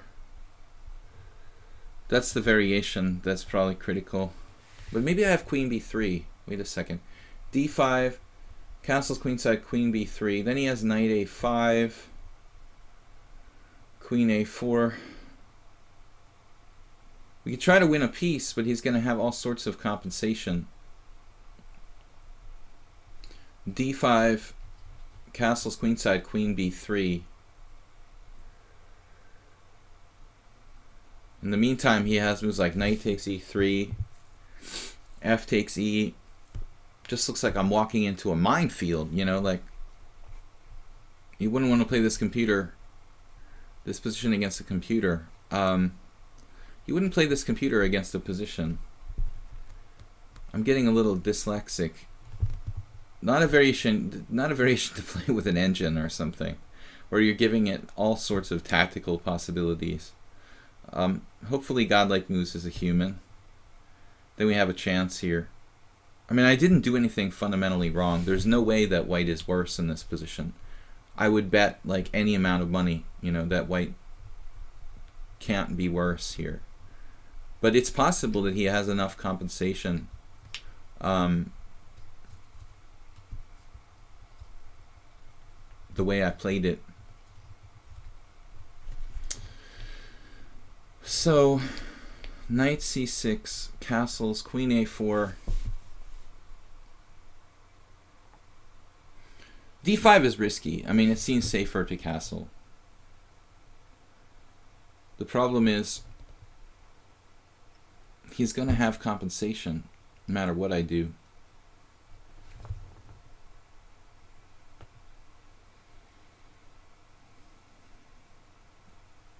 Let's calculate this one more time. d5.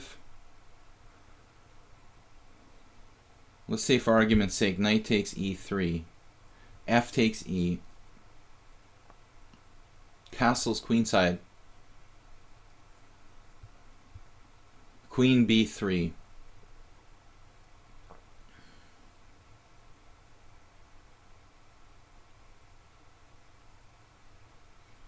Now knight a5.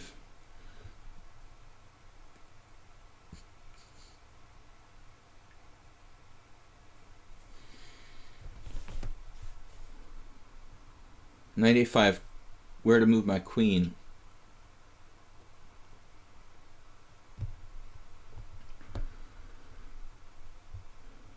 Queen a4. And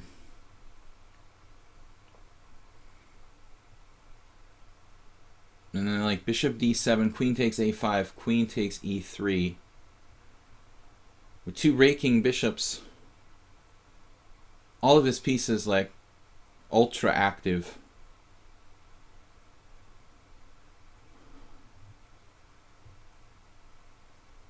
Still, you know, rook e8 is on the way there. Very scary position for me.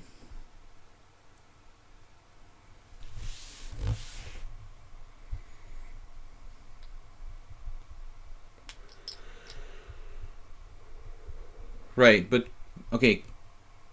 d5, castles queenside, queen a4 walks directly into queen b4. Okay, and then he's threatening bishop takes c3, and if I take one of his pieces, he wins a queen with bishop takes c3. If I trade queens, queen takes, knight takes, d takes. He's got these horrifying knight c2 checks, and I'm just like in trouble. So queen a4 is out of the question. I mean, the only question is d5, castles queenside, queen b3, which might be playable, but it's allowing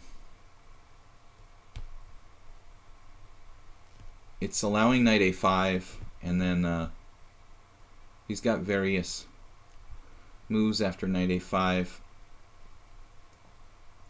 Queen a4.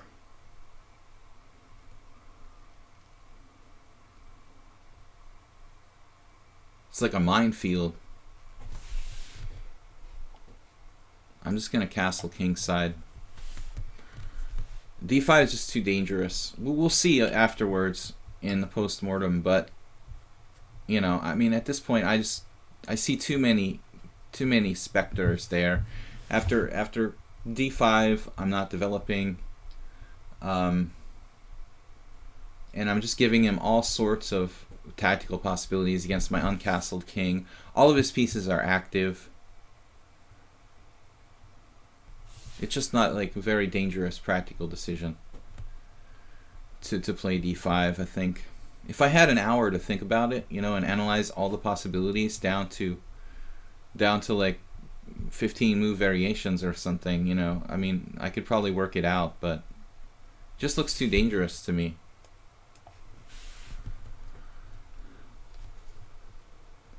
No, I think that here we're playing lower risk, lower reward, but you know, I'm not going to get checkmated. At least not in the early going. Godlike moves.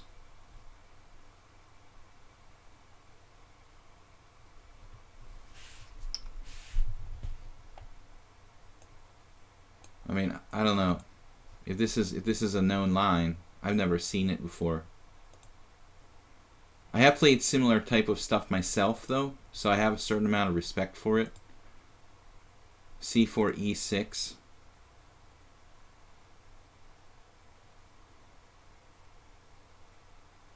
I don't have any choice but to take, and here maybe bishop E2, you know, was my mistake. If I played bishop E2, there wouldn't have been any nonsense. He still has some compensation there, but it's not as nasty. You know, by playing knight C3 and allowing queen E7. Now maybe Railbird was right about queen E2. I'm not sure.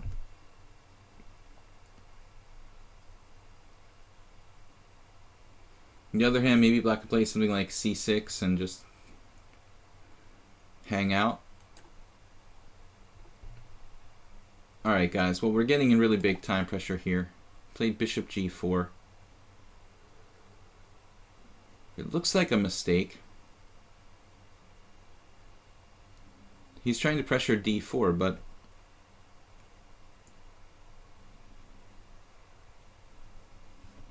we have knight D5 here, guarding E3.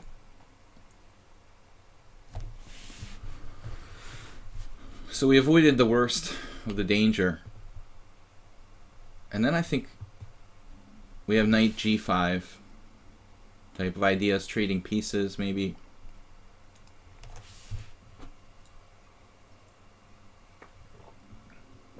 Well, it depends on where he goes, obviously.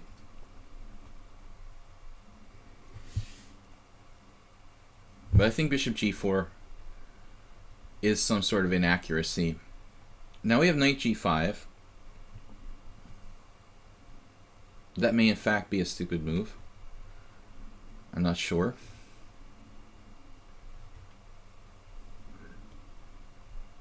But I do like the idea of trading pieces.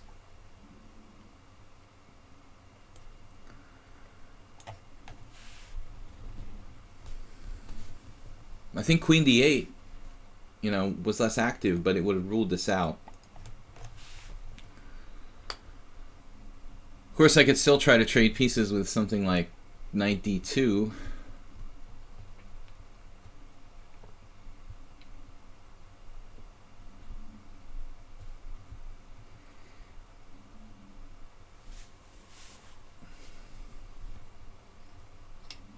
If God played God every game, it would be a draw. Absolutely. I'm pretty sure about that, man. No matter who your God is. Chess is probably a draw. There's probably a fairly wide margin for it to be a draw, too.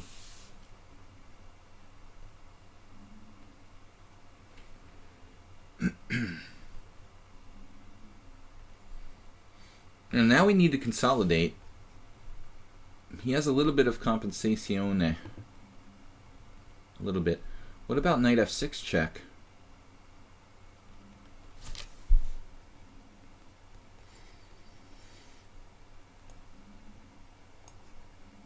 Now that's a bishop I can do without, to be perfectly honest. We can do without that guy. He's harassing our position constantly from G7.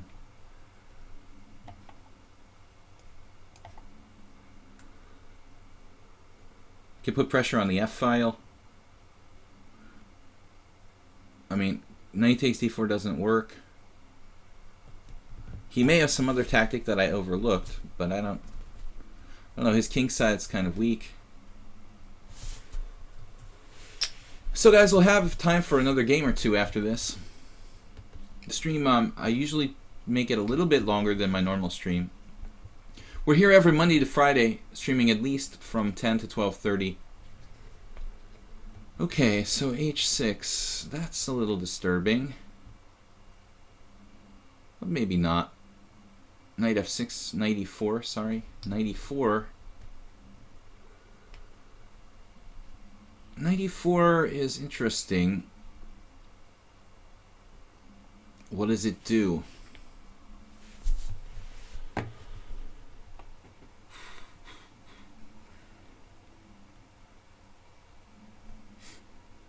If knight f3, I'm just concerned my rook is kind of boxed in.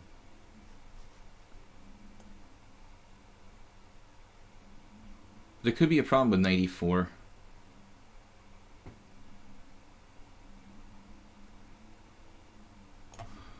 I don't know. Let's hope we don't blunder some sort of tactic. It looks a little precarious. But I don't see it. Maybe he's got something. But I don't see. I can play queen f3 against pretty much everything.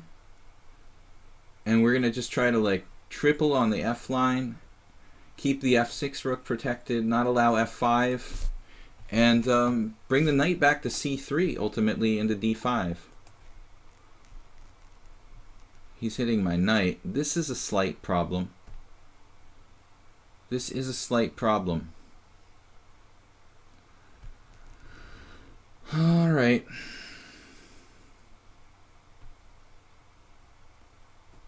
Yep. I was not really planning on that. Darn. He's got 9 minutes to my 28 seconds. Are you serious?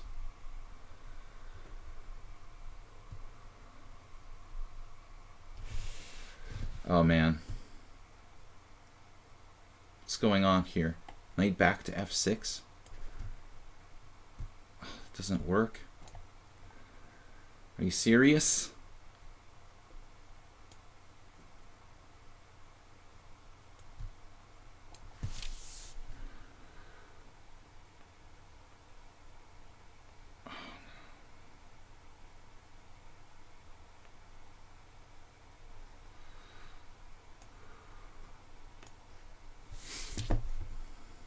Just have to give him the pawn back. He had g5 last move.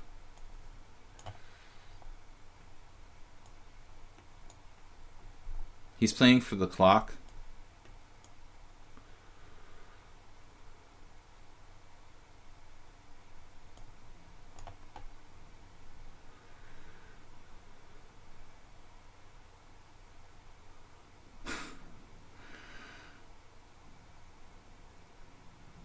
What is his blitz rating? 1700? He's 8 minutes ahead of me with an equal position.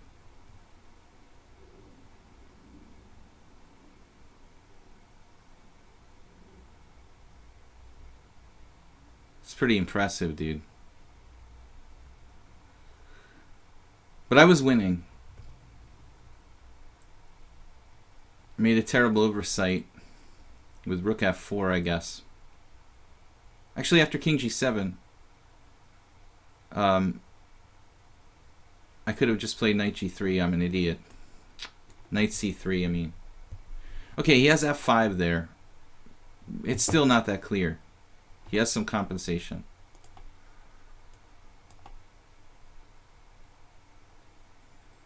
This ending is approximately equal.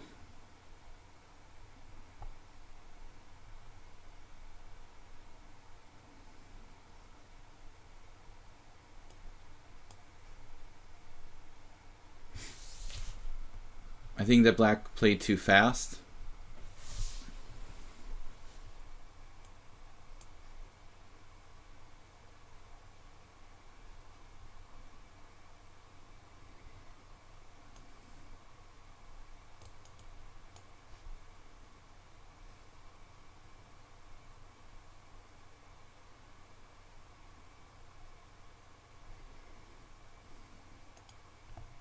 Alright, I'll take a draw because of the time situation. I still like white a little bit here. You know, I think white's a tiny bit better. Yeah, the engine thinks I'm 0.5 better. 0.4. My queenside majority, this threat of playing d5, we're a little bit better, but because you have so much time, I'll agree for a draw here. Godlike moves.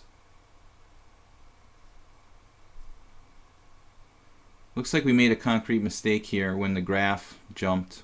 Right. When I played a very bad move after rook ae8,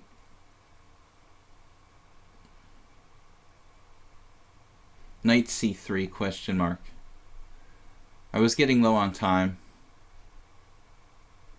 But godlike moves with only one inaccuracy. The opening has to be an inaccuracy. I mean, it's going to give you a mistake for like playing this opening, probably. Knight c6 question mark. The best move was knight takes e3. So I'm supposed to play d5 according to the computer. I mean, I think that we should look at this a little bit deeper. Honestly, castle's queenside. Wow, the computer finds bishop d2. Okay, well, like, let him take first then. Fine. Takes, and then castle's queenside. Now queen c1. I didn't see that. That's probably best. Queen c1. Bishop d7. D takes c6, bishop takes c6. Black doesn't have enough compensation here for a piece. I was getting low on time and I was only looking at queen b3. This is also probably good. Queen b3, knight a5. I was a little concerned about this. Queen b5. I thought queen a4, but queen b5 may be better. So the computer is unimpressed by this. I thought bishop d7. Or what here? Bishop d7 I was thinking, and then take on e3. But the engine just laughs at this. It's like knight d1 and you have nothing. Okay, so once again, not something I would venture with black in a tournament game. It's not objectively sound, but you kind of bluffed me. Once I castled kingside, I don't have that much. It's like a small advantage. Alright. Yeah, I was surprised. Did he take right away here? He castled. Knight takes e3, yes. F takes e3. Bishop g4. Knight d5. Should play queen d8, but he played queen d7. Maybe my knight g5 is good. Bishop e6, actually. Castles. Says I shouldn't play knight f6 check here. Well, I'm a pawn up. You know, he has a little bit of play. Alright, guys. Not a great game. Geese, this could be the last game for today, guys. Bishop takes a7. Ugh. It's like never a move I would consider. Only Ivanchuk would play a move like that. Geese, I don't remember what you play. But I spent too much time, as usual. Looking at queenside castles, bishop g5.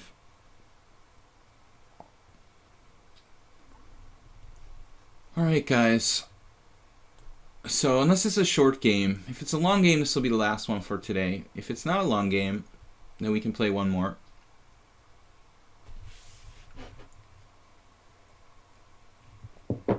Speculative piece sacrifice there could have been played. For the computer, it's easy, you know. Oh, I'm just up a piece. I see everything, you know. But looking at that from a practical standpoint, I thought it was safer to just be a pawn up, you know, and have like zero risk. What should have been zero risk. I blundered my pawn back at the end, so even then, we still had the better half of the. We were still better at the end with a3 and d5. I would never take a draw unless I was down to my increment, like in that situation. I have only 2-second increments. It's kind of uncomfortable. So we'll agree to a draw with a slightly better ending. Probably it's a draw with best play by both sides in the final position of last game. But I think black has to be very accurate. Our queenside majority is kind of stronger than his kingside majority. Geese plays the Tarrasch. Been a long time since we played Geese. How long did I spend considering d5? A long time, like 5 minutes probably. I probably spent 5 minutes on one move. Don't do that, guys, if you're playing in a serious situation. If this wasn't a commentary stream, I mean, if this was a rated game, like a rapid FIDE rapid game, I wouldn't spend 5 minutes. I would just play one or the other and try to manage my time better, to be honest. Seriously, I wouldn't do that. But, you know, I feel like here I can be a little more informal, you know, and try to find the best move. Miot said, hope my game will be the last. The other guys are anyway challenging to bizarre time controls. Well, you're only going to play if this one is relatively short. Hopefully we'll knock him out quickly.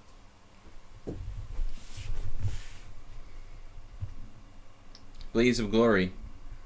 Finally got to play you. Blaze of Glory, that was you, but you played me once before. Yeah, you can get away with that kind of unsound gambit in this time control, but I wouldn't try it in any longer time control than this.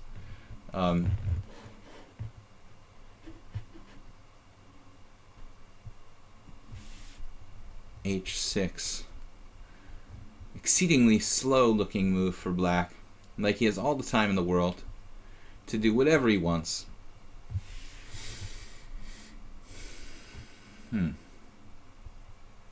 How can we punish that?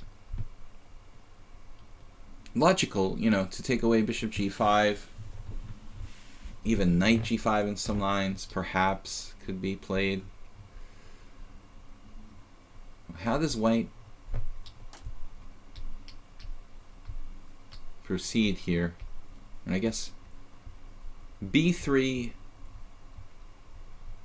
knight e4, bishop b2.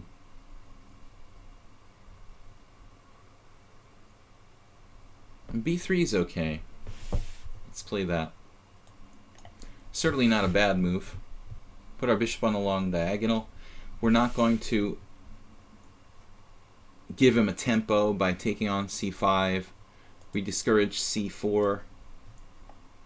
Knight e4 can be met with bishop b2. And he doesn't have bishop f6, that's a typical theme in the Tarrasch lines where white goes like b3. Normally the bishop's on e7 already, so when he goes knight e4, I go bishop b2, he can go bishop f6 like in a Queen's Indian and put more pressure on this, corresponding pressure on this diagonal. He's not ready for that yet, you know, so knight e4 looks like it's probably not really right here. Playable, but he doesn't have the follow-up bishop b7, bishop f6 quickly enough. So b3, intending to fianchetto the line like bishop on b2, obviously. Rook e1 and take on c5 when the bishop moves. You're opening up a very dangerous weakness at f2, Mule Skinner, with rook e1. It's basically kind of like a Grunfeld, and you know, that f2 point is really sensitive. Now bishop e7. You know, now we can take on c5 if we want to.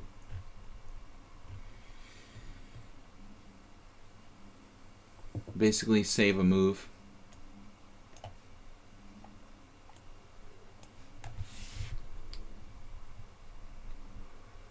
I guess this is typical position, more or less.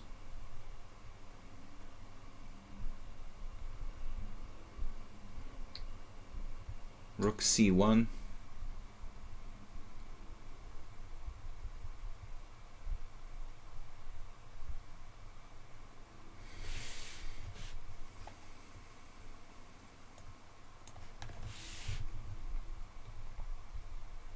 Easy to play.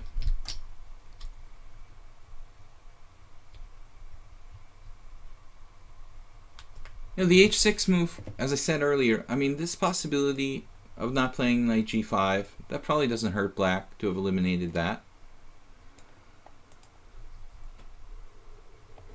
Looks like a pretty standard position. Of course, this would normally be like with colors reversed. You can call it a couple different things. I mean, it's a Tarrasch. It's like a kind of reverse Grunfeld. Bishop e7 is a pretty tame move, but what choices does he have, you know? I recall having a game on the stream like with someone doing like bishop b6, and I played knight a4. Bishop e7 is pretty quiet. His queen looks like it's going to go to d7.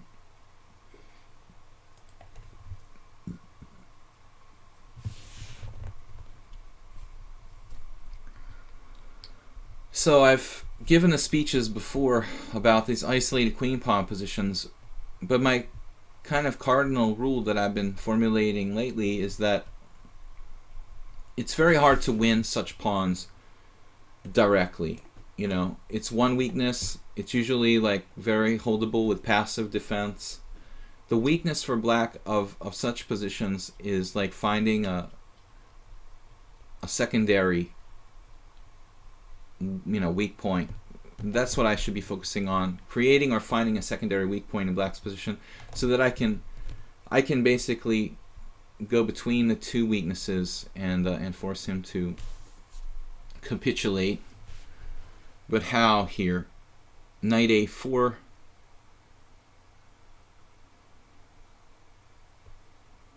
Knight a4. Interesting. Knight a4 is not a very developmental move.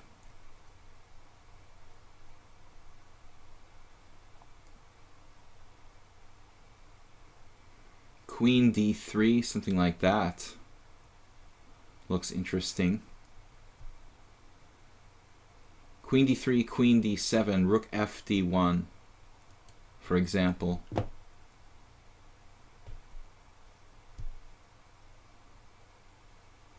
Queen d3, queen d7, rook f d1, bishop f5, and then my queen has a problem with where to go. We have ideas though. Queen e3.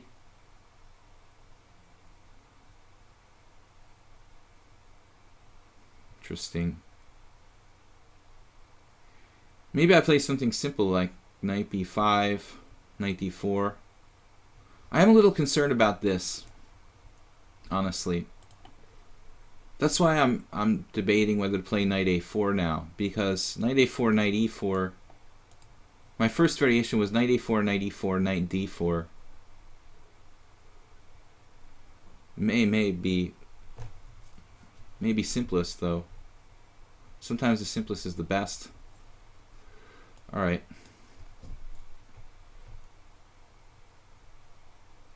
Heading for c5. I'm going to try to avoid getting in ridiculous time pressure again. Quality Humor says, I often sacrifice something minor very late in the game to create imbalance and then try to outplay. Well, in any point in the game, sacrificing material for the initiative is a very useful concept. And I don't think that it's really dependent on which stage of the game. taking control of the play, being the aggressor. Generally, that's beneficial, and often like material sacrifice is the way to do that. But of course, it depends on your opponent. I mean, there's some opponents who are very reckless, and it's better to kind of like goad them into doing something themselves, you know, on a practical level. So some purists don't really take the opponent into consideration. They just play what they think are the optimal best moves, which is another philosophy, and that's fine. But I like to play the opponent to some degree. Against Geese, I don't know him well enough. I mean, playing all these games online, it's still not enough. I've played 50 games almost with the guy, and I mean, I don't feel like I really, know him. It takes a lot of games against someone, a lot of games, like hundreds of games, to feel like you kind of intimately know a chess player, and their style and what they're thinking, how they think, how they play. If I have like an opponent who I'm going to play in a serious game and I can prepare for them, and I can look at several hundred games that they've played, that gives me a very good insight and some useful information. But 45 blitz games online isn't really enough for me to use practical. So here we are. Someone suggested knight d4 right away. That's also possible. But there was a reason why I didn't like that. Actually, I don't know. Really no reason. Okay, yeah, I will buy that. Actually, there's one thing that bothers me about it, maybe. Knight d4, knight takes d4? No, I have no problem. The knight d4 looks okay too, actually. Take. Yeah. Alright, I'll accept that answer. Knight d4 looks fine.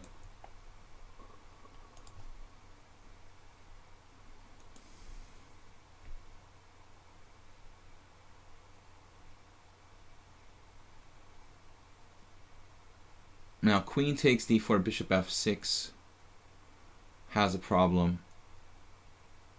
I'd have to play some awkward move after that, like queen e3 or queen b4. Maybe it's not so bad. Queen takes d4, bishop f6, queen b4. But it's pretty awkward.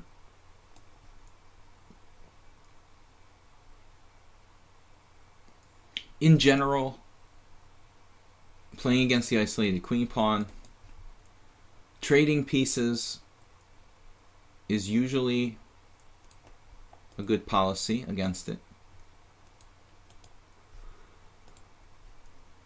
But it certainly doesn't guarantee that we're going to win. It reduces his attacking potential every time we trade a piece.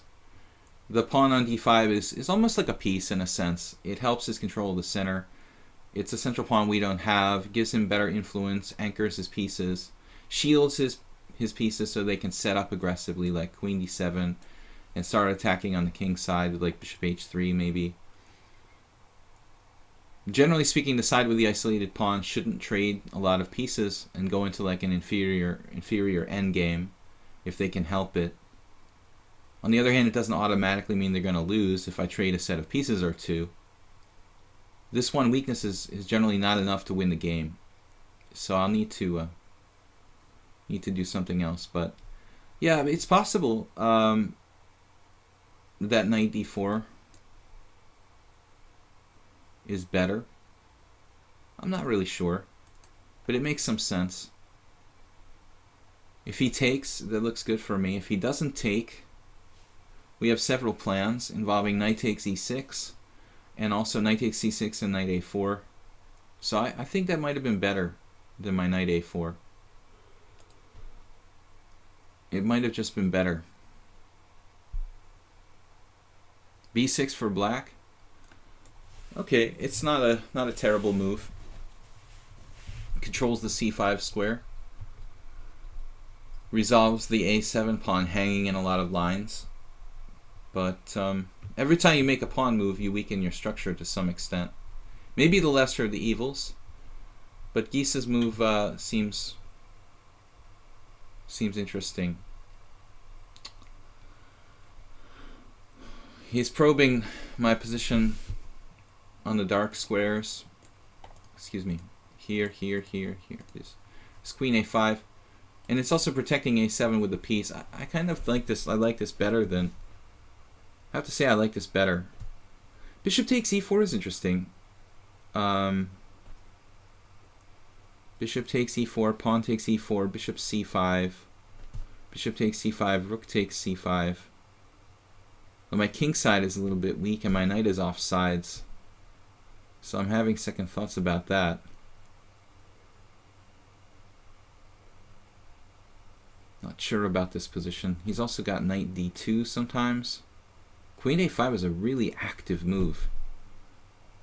I'm not happy to see this. b6 would have been a lot more easy for me to deal with.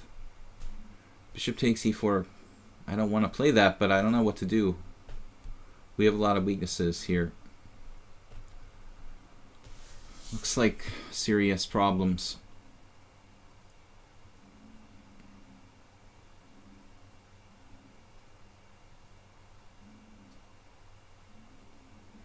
This really looks like serious problems. My a2 pawn.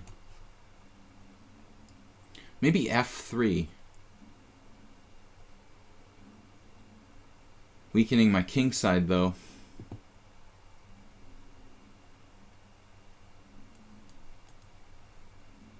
Alright, maybe I can afford that. Let's get him out of there.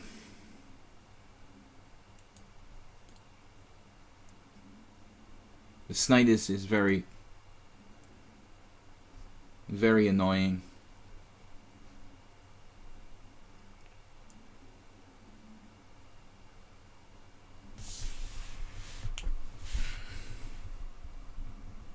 Black is fine here. He's active enough. Queen a5 is a much better move than b6, definitely.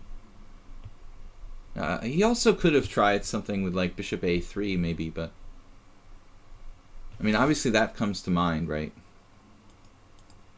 Bishop a3. I could play bishop b2 and trade pieces though. No, still he could try something like take queen a5, similar variation to the game. And if I play rook c2, I was looking at bishop a3, rook c2, bishop f5 when I have issues with my rook. And that's why I was seriously considering having to play bishop b2 there.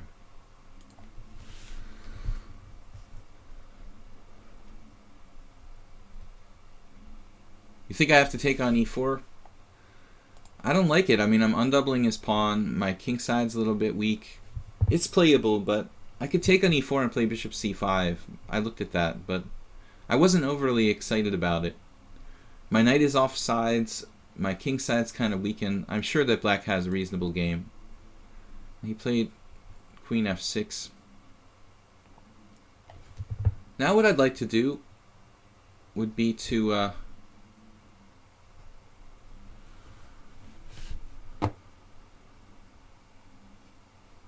I thought knight d6 was better, Geese. You have a lot more interesting possibilities from d6. Maybe you saw something you didn't like there. Good, I'm having hallucinations I can play queen d2. That's good. Always good to consider the queen d2. Queen e1. Alright, I like it. It's a weird move, but the queen is too annoying on a5. It's doing a lot of damage, so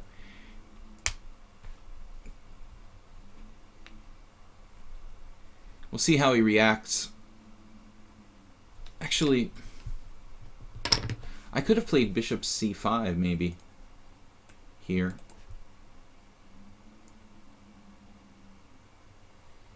I think that's why he might maybe dismissed knight d6 because of bishop c5. I'm not sure.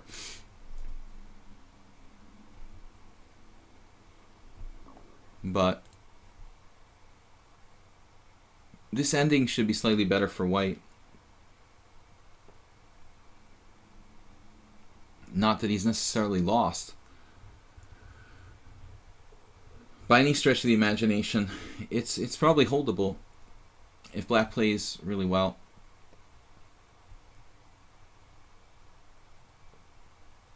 I'm thinking about f2 for my queen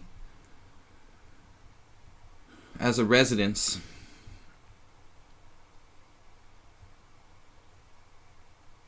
Where it can kind of help to maintain the strong point on d4 and be invulnerable to attack. Someone's suggesting knight c3. I think knight c3, it's something that we have to think about whether to go to. Maybe c5 would be more active for white.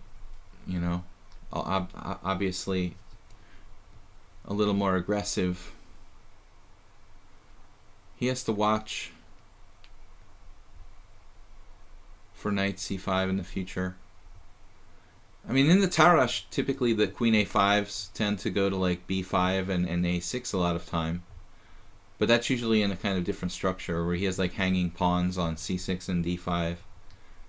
It pressures e2.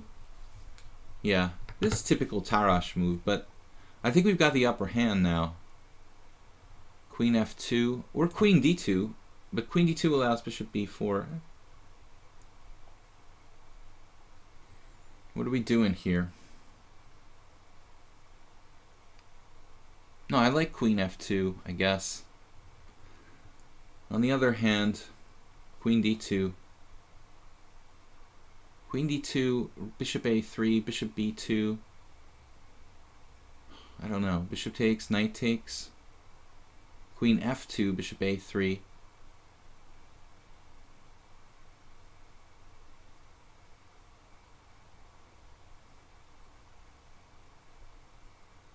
Difficult to decide. We'll stay in the center. Keep this possibility on the table. I could also just defend bishop a3 with going to the 7th or something. Maybe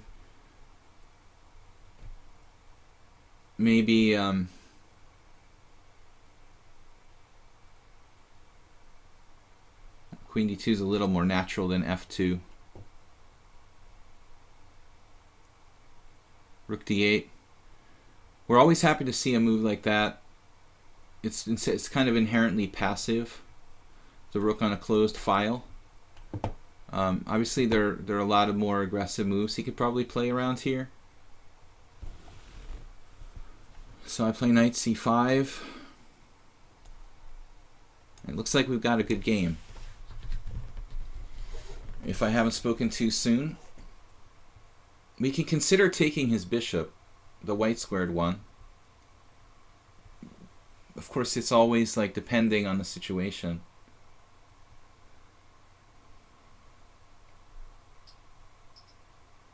How much material should be traded off to? It's really like depending on the situation. But generally, the more exchanges, the better. I mean, an isolated pawn in a knight ending is oftentimes like a decisive weakness. If it's a pure knight and pawn ending, having an isolated d-pawn might even be like a lost position. In a king and pawn game, it might be a lost position. So, in general, the more exchanges, the better for the side that's inflicting the, or playing against the static weakness. But it's always like depending on calculation and stuff. I think Geese should have tried something more active, trying to keep me busy. Of course, maybe I was talking about bishop a3, but we ought to actually, look at stuff like I can sack in exchange. I mean, okay, it's probably not enough. Bishop takes f6. I can't really do that yet, but the idea is existing in the position. Now what? He's threatening my knight, and it's hard to maintain it.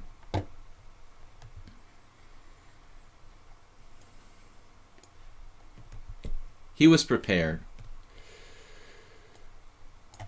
So, this is a typical scenario We play bishop h3 to keep him tied down after taking that bishop.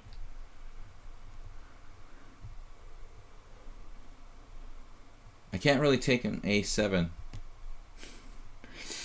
I'm sure that somebody here will be suggesting bishop takes a7.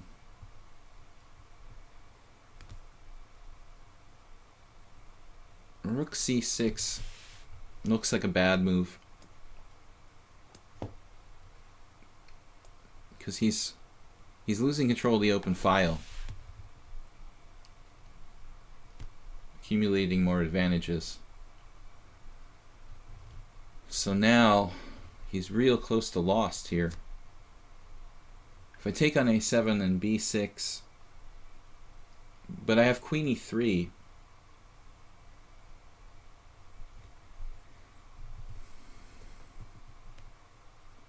Queen e3.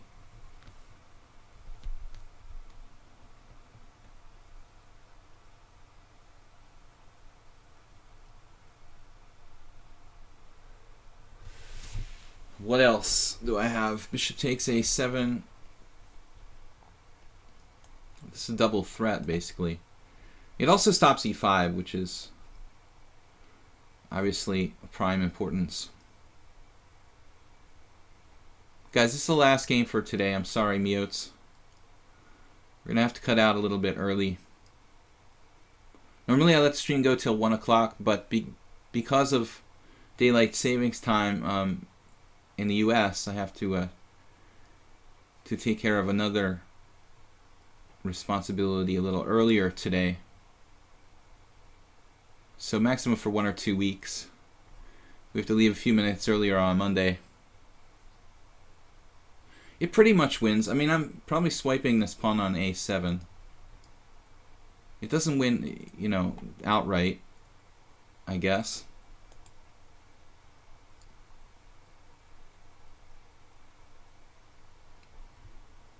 He just totally freaked out.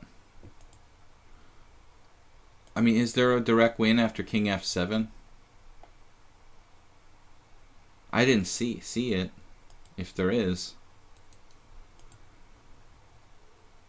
Obviously, I can take this pawn. It doesn't look overly impressive, though. Probably enough to win the game.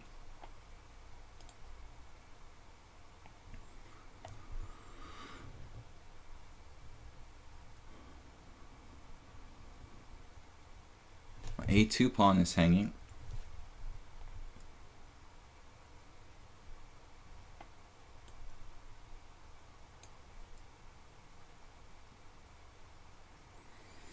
He just played king h8. I was hoping he would play king f8. There's no checks. My king has pretty good safety. So rook c7.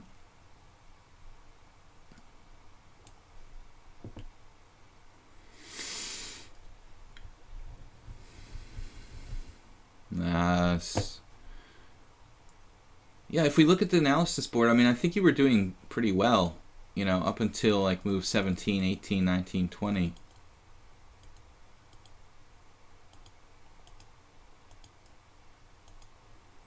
Okay, up until move 18, black was fine.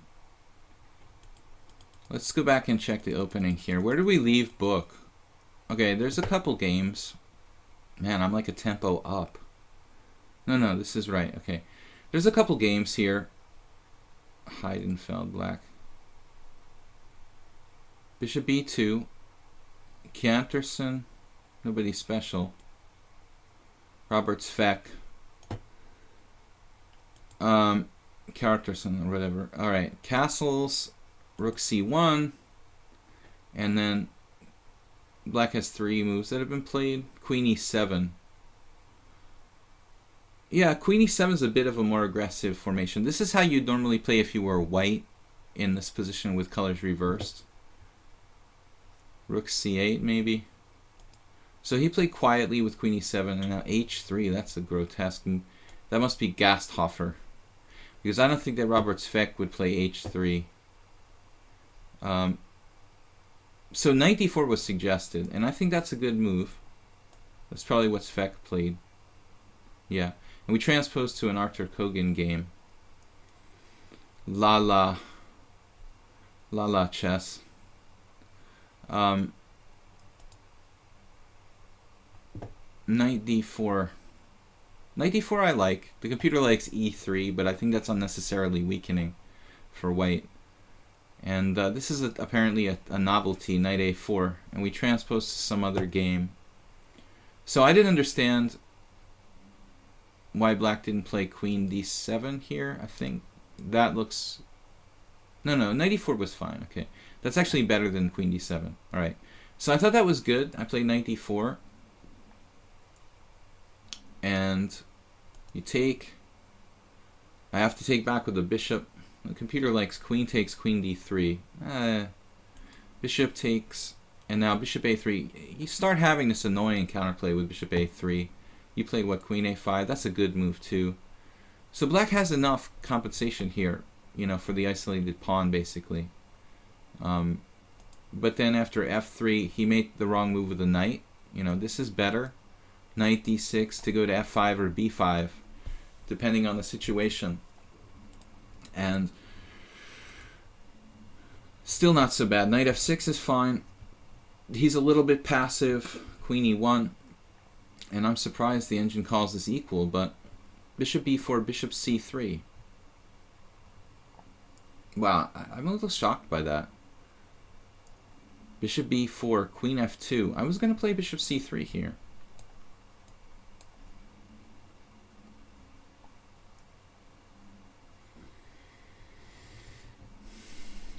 Transposing to the game practically, like bishop takes, queen b5. Well, my bishop's off the board though. Queen d2.